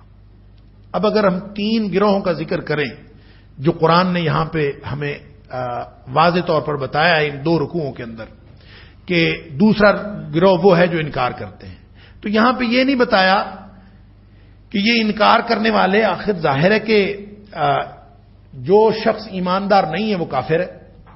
اور پھر کافر، یہ آیات اتر رہی ہیں ہجرت کے فوراً بعد، اور غالباً غزوہ بدر سے بھی پہلے۔ اب اس کے بعد ابھی مدینہ کے اندر بہت سارے لوگ مسلمان ہوئے، تو اس وقت جو لوگ کافر تھے وہ اگر اس سے مراد ہو تو اس میں تو اللہ تعالیٰ نے کہہ دیا کہ ان کے لیے عذاب عظیم ہے، ان کے لیے تو بہت بڑا عذاب ہے، آگے جا کے یہ فرمایا۔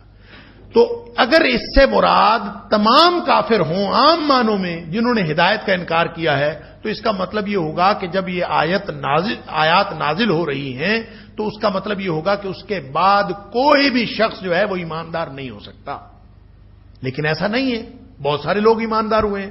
اس وقت تک تو ایماندار لوگوں کی تعداد ہی بہت کم تھی، تو زیادہ تر جو لوگ مومن ہوئے وہ تو اس کے بعد ہوئے ہیں۔ تو اس کا مطلب یہ ہے کہ یہاں سے جو کافر مراد لیے جا رہے ہیں، یہاں جن کافروں کا ذکر ہے وہ تمام کافر مراد نہیں، اس سے مراد وہ کافر ہیں جو اپنے کفر پر اڑے ہوئے، ان پر حق واضح ہو گیا، اور جو اپنے کفر پر حق واضح ہونے کے باوجود اڑے ہوئے ہیں تو ان کی وجوہات ہیں، کئی آگے قرآن نے بیان کی ہیں، میں کچھ حوالے آپ کے سامنے رکھوں گا کہ قرآن نے مختلف جگہوں پہ مختلف مقامات پہ ذکر کیا ہے کہ ان اڑے ہوئے کافروں کی، ان اڑیل اور ضدی کافروں کی ضد کی اور اڑی کی اور استکبار کی وجوہات کیا ہیں، وہ کیوں کس بنیاد پر اڑے ہوئے، باوجود حق اس کے کہ حق کو جانتے ہیں۔ تو اس سے مراد ہر قسم کے کافر نہیں ہیں، آج کے دور میں بھی جب ہم اس کو عمومی طور پر دیکھیں گے، ظاہر قرآن ایک زندہ کتاب ہے اور ہر وقت کے لیے، تو اس سے مراد عمومی کافر نہیں ہوں گے، اس سے مراد صرف وہ کافر ہوں گے جو جانتے ہیں دین کو، جانتے ہیں اسلام کو، پہچانتے ہیں نبی کریم صلی اللہ علیہ وسلم کو، اسلام کی حقانیت کو مانتے ہیں، اس کے باوجود اپنے کفر پر اڑے ہوئے۔ اس کی کچھ وجوہات ہیں۔ مثلا ایک وجہ قرآن نے یہ بیان کی ہے کہ دنیا پرستی میں یہ لوگ کھو گئے۔ اللہ اکبر! دنیا پرستی میں کھو جانے کی وجہ سے یہ وہ کافر ہیں کہ ان کو کوئی فرق نہیں پڑتا، سواء علیہم، برابر ہے ان پر، اانذرتہم ام لم تنذرہم لا یؤمنون، چاہے آپ ان کو ڈرائیں چاہے نہ ڈرائیں، یہ ایمان نہیں لائے۔ اس کا مطلب ہے یہ ان کافروں کی بات ہے جن کے ایمان لانے کا کوئی امکان نہیں۔ جن کا ایمان لانے کا امکان ہے وہ اس گروہ میں شامل نہیں۔ ایمان لانے کا امکان ہر ایک کا ہے۔ نبی کریم صلی اللہ علیہ وسلم ہر وقت یہی کوشش کرتے تھے۔ آپ نے فرمایا میری مثال اور تم لوگوں کی مثال ایسے ہے، اللہ، ایک دفعہ پروانے دیکھے نا نبی پاک صلی اللہ علیہ وسلم نے شمع کے گرد، اور آ کے وہ آگ کے اوپر مر رہے۔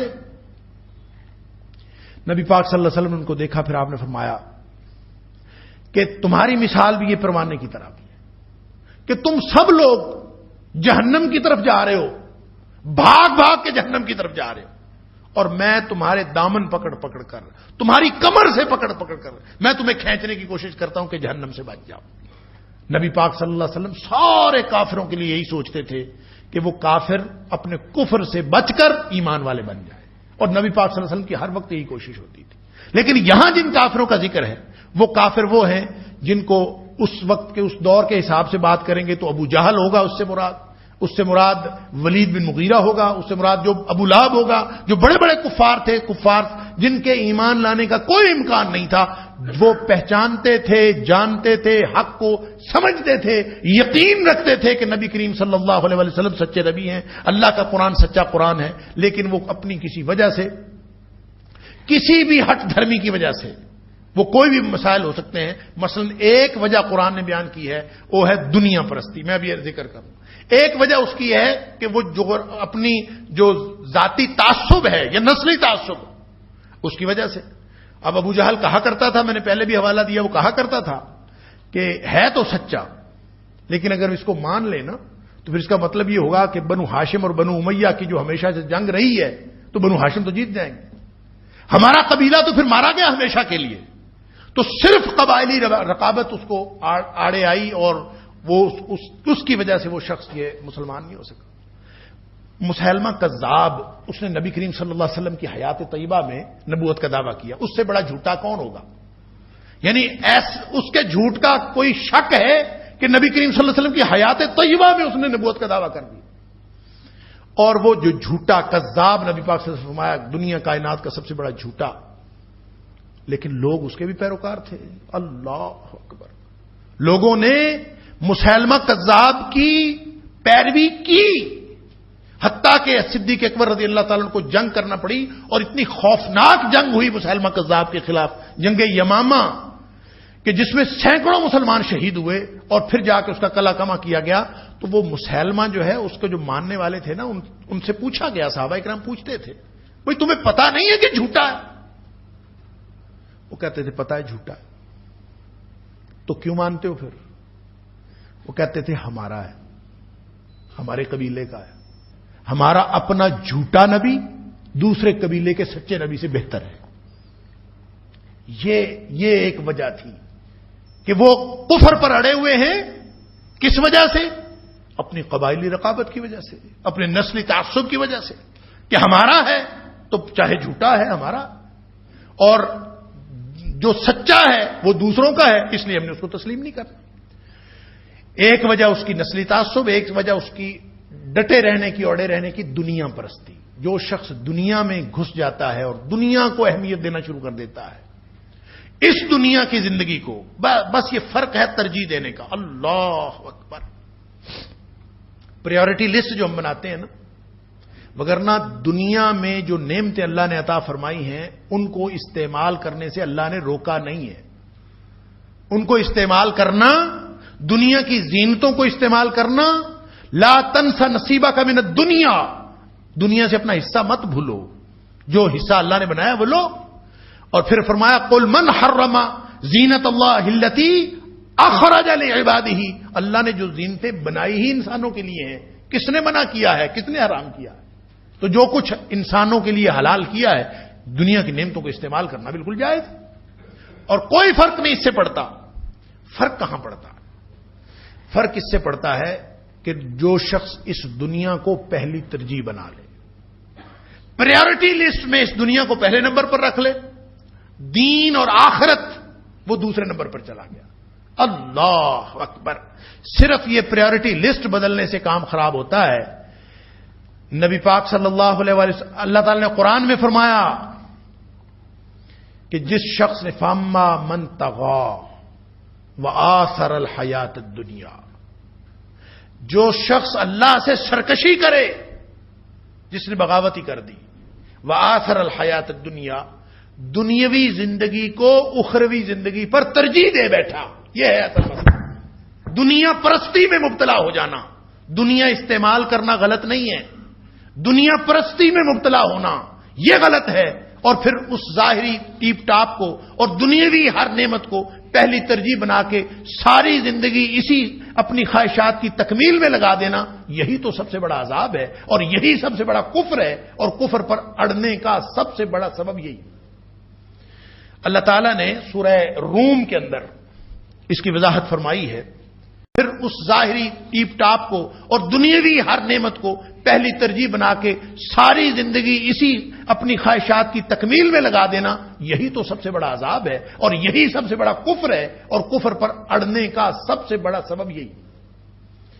اللہ تعالیٰ نے سورہ روم کے اندر اس کی وضاحت فرمائی ہے کہ کفار کا ذکر کر کے آپ نے فرمایا یعلمون ظاہرا من الحیات الدنیا وہم عن الآخرۃ ہم غافلون، دنیا پرستی میں مبتلا ہے۔ سورہ روم کی آیت نمبر 7 فرمایا دنیا پرستی میں مبتلا ہے، یعلمون بڑا علم ہے ان کو، ظاہرا من الحیات الدنیا، یہ جو دنیا کی زندگی ہے اور اس دنیا کی زندگی کو حاصل کرنا اور اس کی مغلوبیت میں بہت بڑے عالم ہیں، دنیا کے بڑی ڈگریاں رکھتے ہیں اور بڑا علم رکھتے ہیں، لیکن آخرت کخ بھی نہیں پتا۔ وہم عن الآخرۃ ہم غافلون، جب آخرت کی کوئی بات پوچھ لیں کسی بات کا پتہ ہی نہیں، اس کے بارے میں فکر ہی نہیں، غفلت میں مبتلا ہے آخرت کے بارے میں، لیکن دنیا پرستی میں ان کو انتہا کو پہنچے ہوئے ہیں۔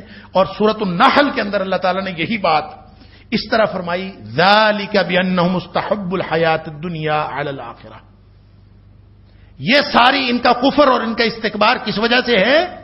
فرمایا کہ انہوں نے دنیا کو ترجیح دی ہے، ان استحبوا ذالک بانہم استحبوا الحیات الدنیا علی الآخرہ، انہوں نے آخرت کے مقابلے میں دنیاوی زندگی کو پسند کیا، اس کو پہلی ترجیح بنا بیٹھے، دنیا پرستی میں مبتلا ہوئے ہیں۔ فرمایا اگر کوئی دنیا پرستی میں مبتلا ہو جائے وَأَنَّ اللَّهَ لَا يَهْدِي الْقَوْمَ الْكَافِرِينَ، تو اللہ تعالیٰ ایسے کافروں کو کبھی ہدایت نہیں دیتا۔ یہ ہیں وہ جن کے دلوں پر مہر لگی ہے، یہ ہیں وہ لوگ جن کے بارے میں فرمایا سواء علیہم انذرتم ام لم تنذرہم لا یؤمنون، کہ ان کو ڈراتے رہیں جو مرضی کرتے رہیں فائدہ ہی کوئی نہیں، برابر ہے اور کوئی فائدہ نہیں ہے۔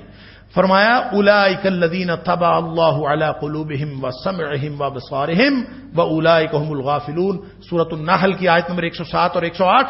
فرمایا جن لوگوں نے جو دنیا پرستی میں مبتلا ہوئے ہیں نا، یہی وہ کافر ہیں جو اڑے ہوئے ہیں، اور ان کے دلوں پر اللہ نے مہر لگائی ہے۔ اولئک الذین طبع اللہ علی قلوبہم، ان کے دلوں پر، ان کے کانوں پر، ان کی آنکھوں پر اللہ نے مہر لگا دی ہے، اور یہ لوگ غفلت میں پڑے ہوئے ہیں۔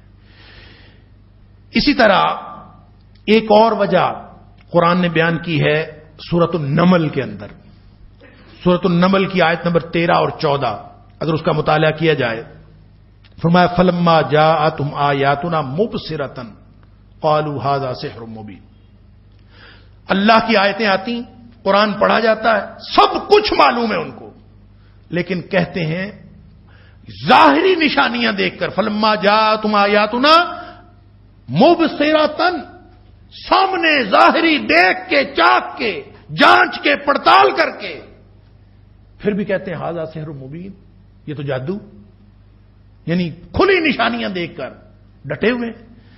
فرمایا وَجَحَدُوا بِهَا وَاسْتَيْقَنَتْهَا أَنفُسُهُمْ ظُلْمًا وَعُلُوًّا. یہ وہ لوگ ہیں جنہوں نے انکار کیا اور انکار کرنے کے بعد ڈٹ گئے. وَاسْتَيْقَنَتْهَا أَنفُسُهُمْ, ان کے دلوں نے یقین کر لیا. اور یہ یقین کس وجہ سے ہے؟ ظُلْمًا وَعُلُوًّا, ظلم کی وجہ سے, سرکشی کی وجہ سے اور اپنی برتری جتانے کی وجہ سے. یہ وہ وجوہات ہیں جس کی وجہ سے جو کافر ڈٹ جاتے ہیں ان کے واپس آنے کا کوئی امکان نہیں ہوتا. تو یہ ہٹ دھرمی ہے اور ظلم اور سرکشی ہے. ایک اور وجہ سورۃ الاعراف کے اندر, سورۃ الاعراف کی آیت نمبر 101 میں اللہ تعالیٰ نے بیان فرمائی ہے, وہ ہے مسلسل تکذیب, کہ ہر چیز کو جھٹلاتے رہو. کوئی یعنی جھوٹ اتنا بولو کہ لوگ اس کو سچ سمجھنا شروع کر دیں. اللہ, یہ جو مسلسل تکذیب ہے یہ ایسا کفر ہے کہ جن کے دلوں پر اللہ مہر لگا دیتا ہے اور وہ کبھی بھی وہ ان کا ایمان لانے کا امکان باقی نہیں رہتا. لا یؤمنون, امکان باقی نہیں رہتا. فرمایا وَلَقَدْ جَاءَتْهُمْ رُسُلُهُم بِالْبَيِّنَاتِ, ہمارے رسول ان کے پاس آئے, نشانیاں لے کے آئے. فما كانوا ليؤمنوا بما كذبوا من قبل, جب عادت پڑی تھی ہمیشہ جھٹلانے کی, ہمیشہ جھٹلانے کی, تو فما كانوا ليؤمنوا, تو ایمان لانے کا امکان کیسے رہ گیا؟ فما كانوا ليؤمنوا, ایمان لانے کا کوئی امکان نہیں تھا. بما كذبوا من قبل, اس لیے کہ وہ ہمیشہ سے تکذیب کرتے آئے ہیں. بما كذبوا من قبل, فرمایا یہی ان کی وجہ ہے, یہی ان کی حرکت ہے اور ان کی ہٹ دھرمی ہے, مسلسل تکذیب ہے. كذلك يطبع الله على قلوب الكافرين, اسی وجہ سے اللہ نے مہر لگا دی ہے کافروں کے دلوں پر. تو نتیجہ یہ نکلا کہ ان کافرین سے مراد, ان انکار کرنے والوں سے مراد عام کافر نہیں, بلکہ وہ کافر ہیں جو پورا اسلام سمجھنے کے باوجود, یقین رکھنے کے باوجود اپنی وجوہات کی بنیاد پر, دنیا پرستی کی بنیاد پر, ہٹ دھرمی کی بنیاد پر, ظلم و سرکشی کی بنیاد پر, یا نسلی تعصب کی بنیاد پر, یا مسلسل تکذیب کے رویے کی بنیاد پر ان لوگوں نے دین کا انکار کیا ہے, دین حق کا. اب اللہ تعالیٰ فرماتا ہے ختم اللہ علی قلوبہم وعلی سمعہم, ان کے دلوں پر اللہ نے مہر لگائی ہے اور ان کے کانوں پر بھی, وعلی ابصارہم غشاوہ, اور ان کی آنکھوں پر پردہ ہے, ولہم عذاب عظیم, اور ان کے لیے عذاب عظیم. یہاں پہ ایک بات یہ سمجھنے کی ہے کہ اللہ تعالیٰ نے فرمایا سواء علیہم اانذرتہم ام لم تنذرہم. یہ انذار کیا ہوتا ہے؟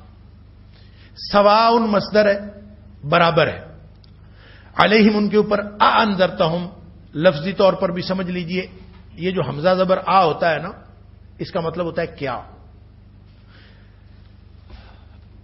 اس کو حمزہ استفہامیہ کہتے ہیں, عربی میں اس کو حمزہ استفہامیہ کہتے ہیں, کہ آپ نے کوئی بھی چیز پوچھنی ہو تو آ کے ساتھ قرآن پاک میں کئی جگہ پہ استعمال ہوا ہے.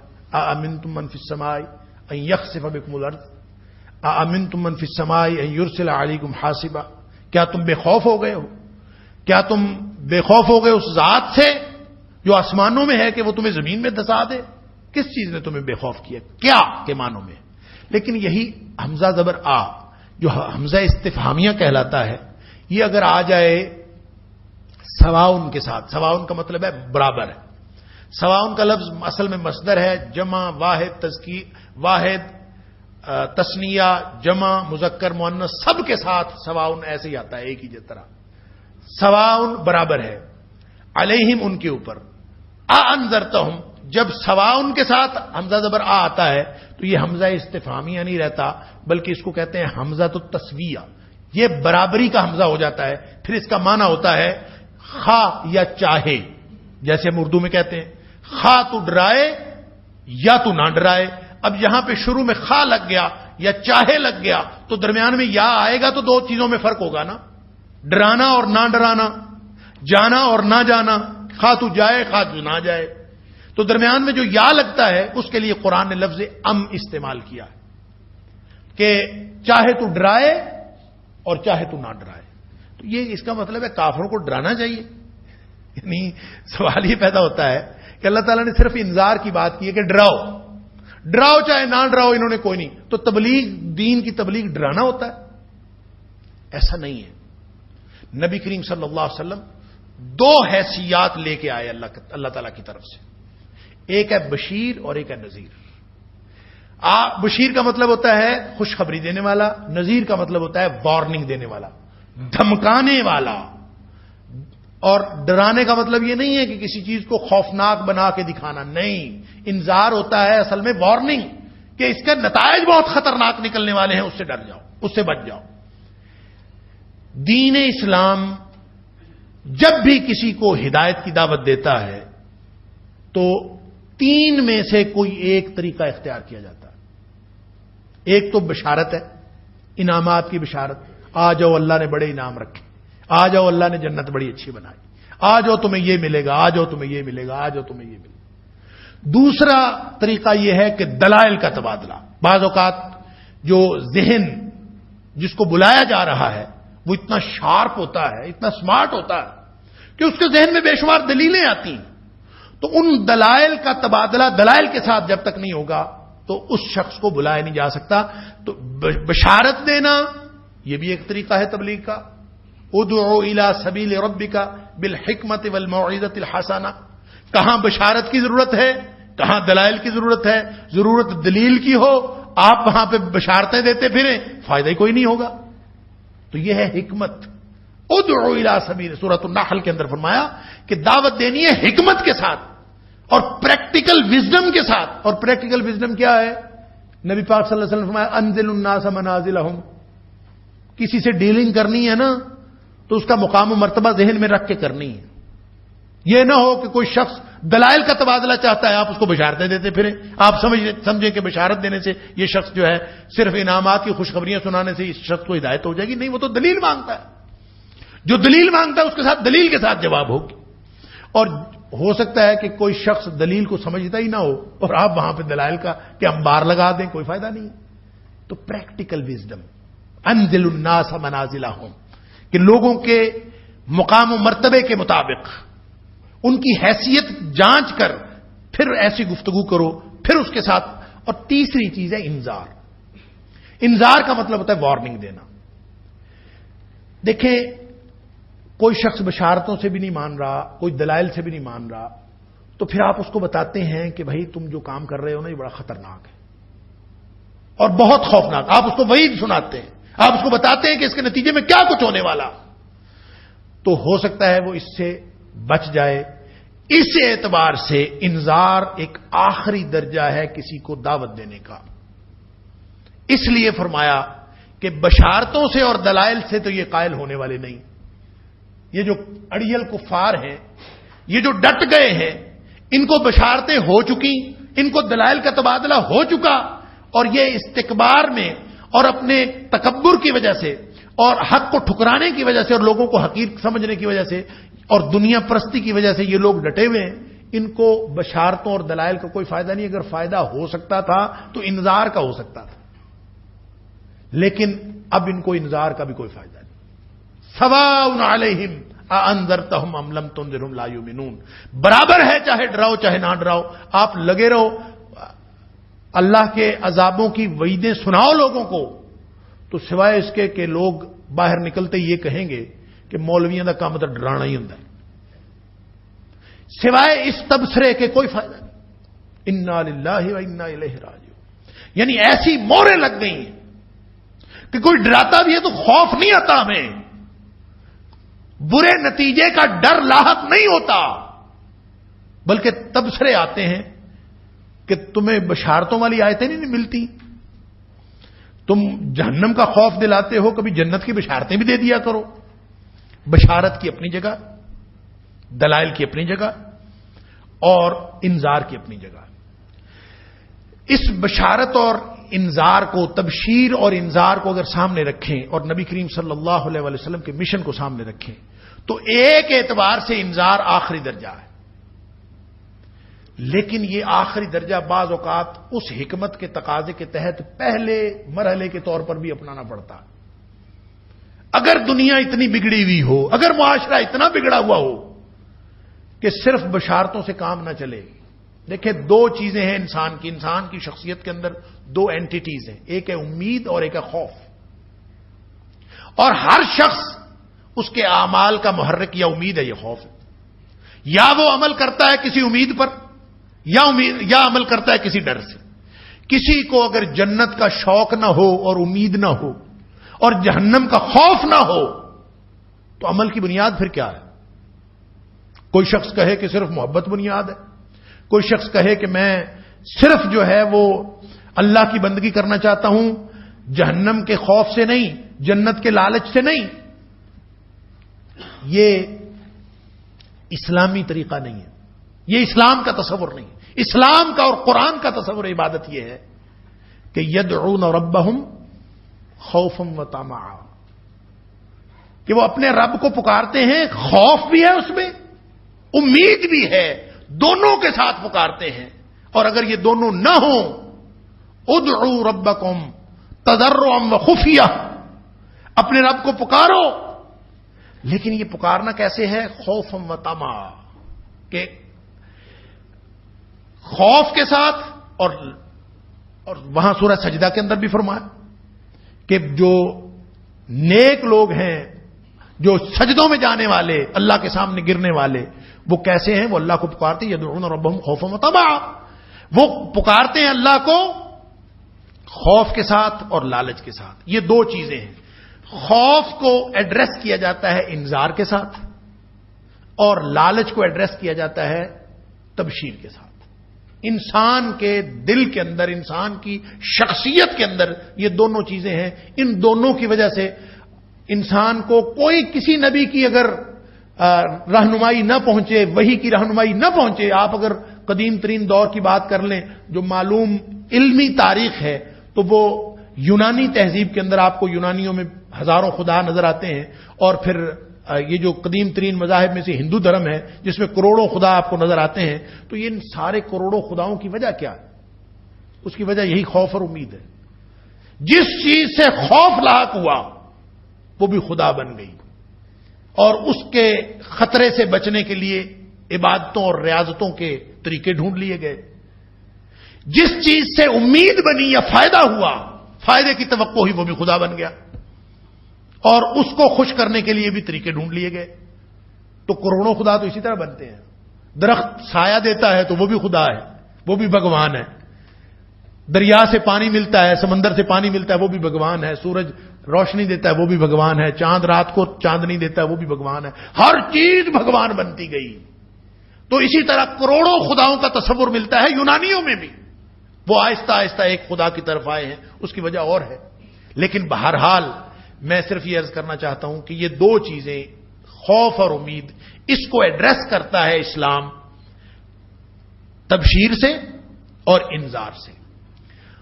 اور ان معنوں میں انذار آخری درجہ ہے کہ جہاں نہ بشارت کام دے رہی ہے نہ دلیل کام دے رہی ہے، تو وہاں پہ انذار ہی رہ جاتا ہے. اور کیا رہ جاتا ہے؟ لیکن ہو سکتا ہے کہ بعض قومیں ایسی ہیں یا بعض معاشرے ایسے ہیں جو بگڑے ہوئے معاشرے. مجھے یوں لگتا ہے کہ جو قدیم جاہلی معاشرہ تھا نا، جس میں نبی اکرم صلی اللہ علیہ وسلم مبعوث فرمائے گئے، عربوں کا وہ معاشرہ جس کے اندر کوئی خرابی ایسی نہیں تھی معاشرتی جو ان کے اندر موجود نہ ہو، ساری خرابیاں ان کے اندر موجود تھیں اور وہ حیوانوں کے درجے پہ آئے ہوئے تھے. مجھے یوں لگتا ہے کہ آج کا معاشرہ بھی اسی قدیم جاہلی معاشرے کی تصویر پیش کرتا ہے. وہی انسانیت سوز طریقے جو اس دور میں تھے شاید اس دور میں بھی نہ ہو جو آج روا رکھے جا رہے ہیں. تو جاہلیت قدیم ہو یا جدید ہو ایک جیسی ہوتی ہے. نبی اکرم صلی اللہ علیہ وسلم جب اس معاشرے میں آئے نا، تو قرآن نے سورہ مریم میں کہا ہے قوم اللدہ، قوم اللدہ. اس قوم کو کہا ہے اڑیل قوم، جھگڑالو قوم.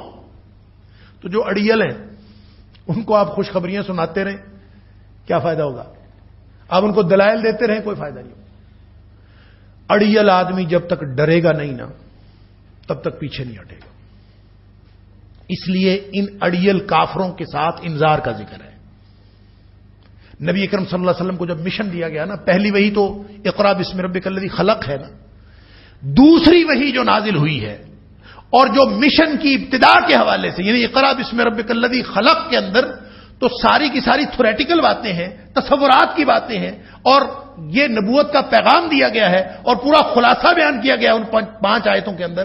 لیکن جب پہلی وحی مشن کی نازل ہوئی، سورہ مدثر کی پہلی آیات، تو اس میں فرمایا یا ایھا المدثر قم فانذر وربک فکبر وثیابک فطہر والرجز فہجر ولا تمنن تستکثر. یہ ہے وحی جو دوسری وحی نازل ہوئی، اور جو مشن کی وحی ہے کہ اے کمبلی اوڑھ کے لیٹنے والے اٹھو، قم اٹھ جاؤ، فانذر، فابشر نہیں کہا، یہ نہیں فرمایا اٹھو اور خوشخبریاں دینا شروع کر، کیونکہ قوم اللدہ سے مقابلہ تھا نا. جو سامنے تھی وہ اڑیل قوم تھی، اور اڑیل قوم کو سمجھانے کا ایک ہی طریقہ ہو سکتا ہے کہ اس کو خوف میں مبتلا کیا جائے کہ جو نتیجہ آنے والا ہے تمہارے اعمال کا وہ بڑا خطرناک ہے. جب آپ یہ کسی شخص کو بتا دیں گے نا، وہ جتنا بھی بڑا بدبخت ہوگا، اگر وہ واقعتاً ڈر گیا، اللہ کے سامنے کھڑا ہونے سے ڈر گیا. نبی اکرم صلی اللہ علیہ وسلم نے پھر عملاً بھی جس کام سے آغاز کیا، ویسے نبی کریم صلی اللہ علیہ وسلم کی اگر اوور آل پوری حیات طیبہ کا مطالعہ کیا جائے تو آپ کی پوری حیات طیبہ میں تبشیر کا پہلو غالب ہے، انذار پر تبشیر کا پہلو غالب ہے. لیکن اس قوم میں آپ نے ابتدا تبشیر سے نہیں فرمائی، آپ نے ابتدا فرمائی انذار سے. آپ نے، کیونکہ اللہ کا حکم یہی تھا قوم فانذر، لہذا آپ نے اکٹھا کر لیا سب کو، وانذر عشیرتک الاقربین. یہ ابتدائی آیات ہے، اپنے رشتہ داروں کو ڈرائیے. ڈرانا کس بات سے تھا؟ اللہ سے نہیں، جو طرز عمل وہ اختیار کیے ہوئے تھے اس طرز عمل کے نتیجے سے خوفناک کرنا تھا، اس کے نتیجے سے خوف دلانا تھا کہ بچ جاؤ اس غلط نتیجے سے جو تمہارے اعمال کا نتیجہ نکلنے والا ہے. تو نبی کریم صلی اللہ علیہ وسلم نے سب سے پہلے کیا کیا تھا؟ یہی کیا نا کہ آپ نے سب کو اکٹھا کر لیا کوہ صفا پہ.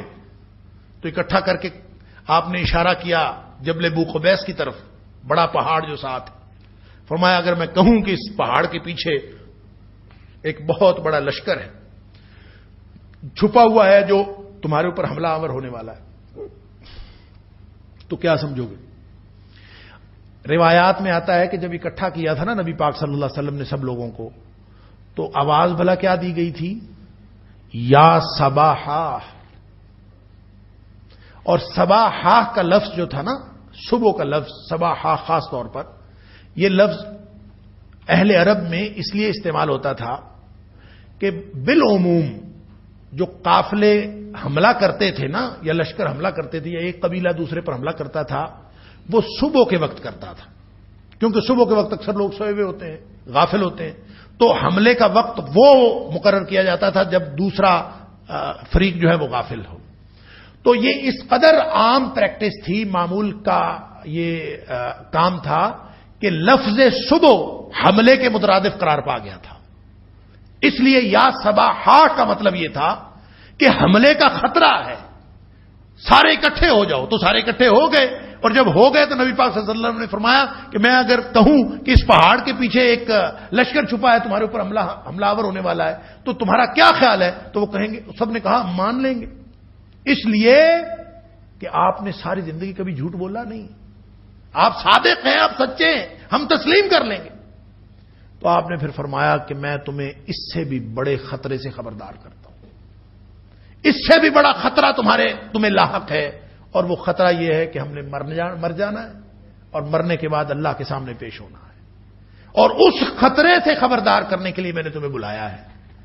یہ الگ بات ہے کہ جن لوگوں کی سمجھ میں وہ بات آ رہی تھی لشکر والی، ان میں سے اکثریت کی سمجھ میں یہ بات نہیں آئی.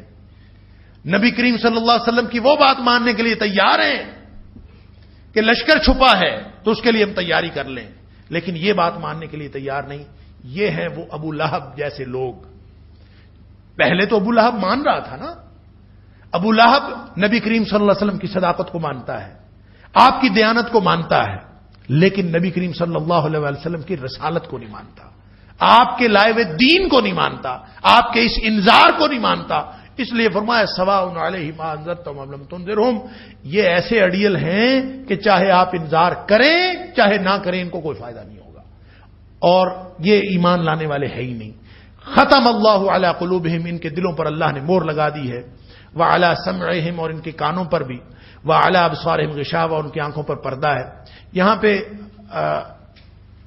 ایک اشکال پیدا ہوتا ہے، ابصار جمع، قلوب جمع، سمعہم جمع نہیں ہے، یہاں بھی اسماعہم ہونا چاہیے تھا کہ ان کے دلوں پر مہر لگی، ان کے سماعتوں پر مہر لگی اور ان کی آنکھوں پر پردہ ہے، تو یہاں سمع سین میم عین یہ جمع نہیں بلکہ یہ مصدر ہے، اور مصدر جو ہے اس کے لیے وہ جمع کے لیے بھی آ جاتا ہے، وہ واحد کے لیے بھی آ جاتا ہے، عربی کا قاعدہ ہے۔ اور دوسری بات اس میں اصل جو نقطہ ہے سمجھنے کا وہ یہ کہ قرآن نے جہاں کہیں بھی استعمال کیا ہے نا، سمع کا لفظ واحد ہی استعمال کیا ہے۔ اس کی وجہ یہ ہے کہ قرآن نازل ہوا ہے عربوں کے لہجے پر، عربوں کے محاورے پر، اور وہ جو فصیح عربی تھی، عربی مبین، لسان عربی مبین، وہ جو معروف عربی تھی، سب لوگوں کو معلوم تھا، اس عربی محاورے کے مطابق قرآن نازل ہوا ہے۔ اور عرب میں یہ اسلوب تھا اور ان کا محاورہ تھا کہ وہ سمع کا لفظ ہمیشہ واحد استعمال کرتے تھے، اور قرآن نے اس کا لحاظ رکھا ہے اور ان کے لیے قابل فہم بنایا ہے کہ ان کے محاورے کو استعمال کرتے ہوئے کہ ان کے ذہن میں کوئی ایسا اشکال نہ پیدا ہو جائے کہ عربی مبین میں تو نازل ہوا ہے لیکن یہ ہمارے محاورے کے خلاف نازل ہوا ہے۔ یہی وجہ ہے کہ قرآن کے الفاظ پر کہیں اعتراض وارد نہیں ہوا، اور میں نے عرض کیا تھا کہ حروف مقطعات تک پر کوئی اعتراض نہیں ہے، جن کے بارے میں کہا جاتا ہے کہ ان کا معنی تو اللہ ہی جانتا ہے، اس پر کفار مکہ کی طرف سے، یہود کی طرف سے، کسی کی طرف سے نہیں۔ تو وہ اعتراض نہ ہونے کی وجہ کیا ہے کہ قرآن باوجود اللہ کا کلام ہونے کے اس کو جو لسانی قالب دیا گیا، لسانی لبادہ اڑایا گیا، لسانی لبادہ پہنایا گیا، تو وہ عربی مبین کا لبادہ پہنایا گیا، اس لیے یہ قلوب اور ابصار جمع آنے کے باوجود سمع کا لفظ ہر جگہ پہ اسی طرح واحد استعمال ہوا۔ دوسری بات یہ ہے کہ خاتمہ مہر لگا دی۔ خاتمہ اصل میں عربی زبان میں اس ٹھپے کو کہتے ہیں، گیلی مٹی ہو یا برابر کی ہوئی مٹی ہو، اس کے اوپر کسی چیز کا آپ ٹھپا لگا دیں، اس کو خاتمہ کہتے ہیں، یا موم کے اوپر پگھلایا ہوا موم ہو، اس کے اوپر آپ کوئی کسی چیز کا ٹھپا لگا دیں تو اس کو ختم کہتے ہیں۔ اسی بنیاد پر جو انگوٹھی کو ختم کہا جاتا ہے تو اس کی وجہ بھی یہ ہے کہ وہاں پہ انگوٹھی بطور مہر استعمال کی جاتی تھی، اور مہر لگانے کا طریقہ یہی تھا کہ موم گرم کر کے رکھ دیا جاتا تھا اور اس کے اوپر جو ہے وہ انگوٹھی کا ٹھپا لگا دیا جاتا ہے، اسی لیے اس کو ختم کہتے ہیں۔ تو ختم کا لفظی معنی تو ہے ٹھپا لگانا، منہ بند کر دینا، کسی چیز کو بند کر کے رکھ دینا، اور عرب کی اصطلاح میں یہی ہے کہ کسی چیز کو بند کر کے رکھ دینا، اور بالکل جس کو ہم کہہ دیتے ہیں سیل کر کے رکھ دیا، ہر طرف سے اس کا منہ باندھ دیا اور کوئی چیز باقی نہیں بچی، اس کو کہتے ہیں ختم۔ تو ختم اللہ علی قلوبہم وعلی سمعہم، کہ اللہ نے ان کے دلوں اور سماعتوں پر ختمہ مہر لگا دی ہے، تو اس کا مطلب یہ ہے کہ وہ سماعتیں کہیں سے بھی آواز آئے تو کانوں سے ٹکرائے تو وہ آ جاتی ہے۔ اللہ اکبر۔ اور یہ جو دو ٹول ہے نا، سماعتیں اور بصارت، ان دو ٹولز کے ذریعے سے دل اثر قبول کرتا ہے۔ تو آنکھ صرف سامنے دیکھتی ہے، آنکھ پیچھے نہیں دیکھ سکتی، آنکھ ادھر ادھر نہیں دیکھ سکتی، آنکھ سامنے دیکھتی ہے تو اس کے سامنے پردہ لگا دیا۔ وَعَلَىٰ أَبْصَارِهِمْ غِشَاوَةٌ، اس کے لیے ختم کی ضرورت نہیں تھی، اس کو ہر طرف سے منہ بند کرنے کی ضرورت نہیں تھی۔ ہر طرف سے منہ بند کرنے کی ضرورت تھی تو دلوں کے لیے تھی کہ جو کچھ دل میں آ سکتا ہے، دل ہی سے تو ہدایت ملتی ہے۔ دل سیل ہو گیا، اب اس کا مطلب ہے کہ اس میں ہدایت کا کرنٹ پاس ہی نہیں ہو سکتا۔ اللہ اکبر۔ دل کو زنگ لگ جاتا ہے۔ نبی کریم صلی اللہ علیہ وسلم نے فرمایا کہ ان القلوب لتصدع كما يصدع الحديد اذا اصابه الماء، کہ دلوں کو زنگ لگ جاتا ہے اسی طرح جیسے لوہا اگر پانی میں پڑا رہے تو اس کو زنگ لگ جاتا ہے، اسی طرح دل کو زنگ لگ جاتا ہے، دل ختم ہو جاتا۔ اور یہاں پہ جو ان کے دلوں پر زنگ لگا ہے یا دلوں پر مہر لگی ہے، یہ عام سوال اٹھتا ہے ہر پڑھے لکھے اور ان پڑھ کے دل میں کہ ختم اللہ ہے نا، کہ اللہ نے مہر لگائی۔ اب مہر اللہ نے لگائی ہے، کسی بیچارے کا کیا قصور؟ جس کے دل پر اللہ نے مہر لگا دی اس کا کیا قصور ہے کہ مور لگ گئی اب وہ ایمان نہیں لا سکتا؟ تو مور تو اللہ نے لگائی ہے نا، اس کا اپنا قصور تو نہیں۔ تو یہ اصل میں ایک غلط فہمی ہے۔ غلط فہمی یہ ہے کہ ایک تو عمومی بات کہ اللہ تعالیٰ نے لوگوں کو امتحان کے لیے پیدا کیا، جہاں اور امتحان کے لیے ضروری ہے، میں ساری جبر و قدر کے مسئلے کی پیچیدگیوں سے ہٹ کے صرف سادہ بات عرض کر رہا ہوں جو قابل فہم ہے میرے اور آپ کے اور ہم سب کے لیے، کہ اللہ نے ہم سب کو امتحان کے لیے پیدا کیا ہے، لیبلوکم ایکم احسن عملا، اور امتحان ہوتا ہی نہیں جب تک اختیار نہ ہو۔ امتحان ہو ہی نہیں سکتا جب تک اختیار نہ ہو، لہذا ہر شخص کو خوش رہنا چاہیے اور بے فکر رہنا چاہیے کہ جہاں اختیار ختم ہوگا وہاں امتحان ختم ہوگا۔ جہاں پہ اختیار نہیں ہے انسان کا وہاں پہ امتحان نہیں ہے، یہ اللہ کا قانون ہے، لا یکلف اللہ نفسا الا وسعہا، کسی کی جس کو استطاعت نہیں دی اس سے امتحان نہیں لیتا اللہ تعالیٰ۔ اور اگر انسان سو گیا تو بے بس ہو گیا نا، دماغ خراب ہو گیا، بے بس ہو گیا، بچہ ہے بے بس ہے۔ نبی پاک صلی اللہ علیہ وسلم نے فرمایا رفع الاقلام عن ثلاث، ان تینوں حالتوں میں اللہ کے فرشتے قلم اٹھا لیتے ہیں، نہیں لکھتے کچھ بھی۔ کوئی سو گیا کوئی قلم اٹھ جاتا ہے، کچھ نہیں لکھا جاتا، کوئی مجنون ہو گیا کچھ نہیں لکھا جاتا، کوئی بچہ ہے کچھ نہیں لکھا جاتا۔ لہذا بے فکر ہوں۔ پہلی بات تو یہ ہے، ختم اللہ کی حقیقت سمجھنے کے لیے پہلی بات یہ ہے کہ اللہ تعالیٰ کسی پر اس کی استطاعت اور جو اس نے دی ہوئی ہے یا اس کی ہمت اور طاقت اور اختیار، اس سے بڑھ کر اس کو ذمہ دار بناتا ہی نہیں ہے۔ تو جہاں اختیار ختم ہوتا ہے وہاں امتحان ختم ہو جاتا ہے۔ تو اس کا مطلب ہے اللہ نے مور نہیں لگائی، مسئلہ کوئی اور ہے۔ وقت ہو گیا، انشاءاللہ اللہ کی توفیق سے اگلے ہفتے یہیں سے شروع کریں گے۔ وآخر دعوانا ان الحمد للہ رب العالمین۔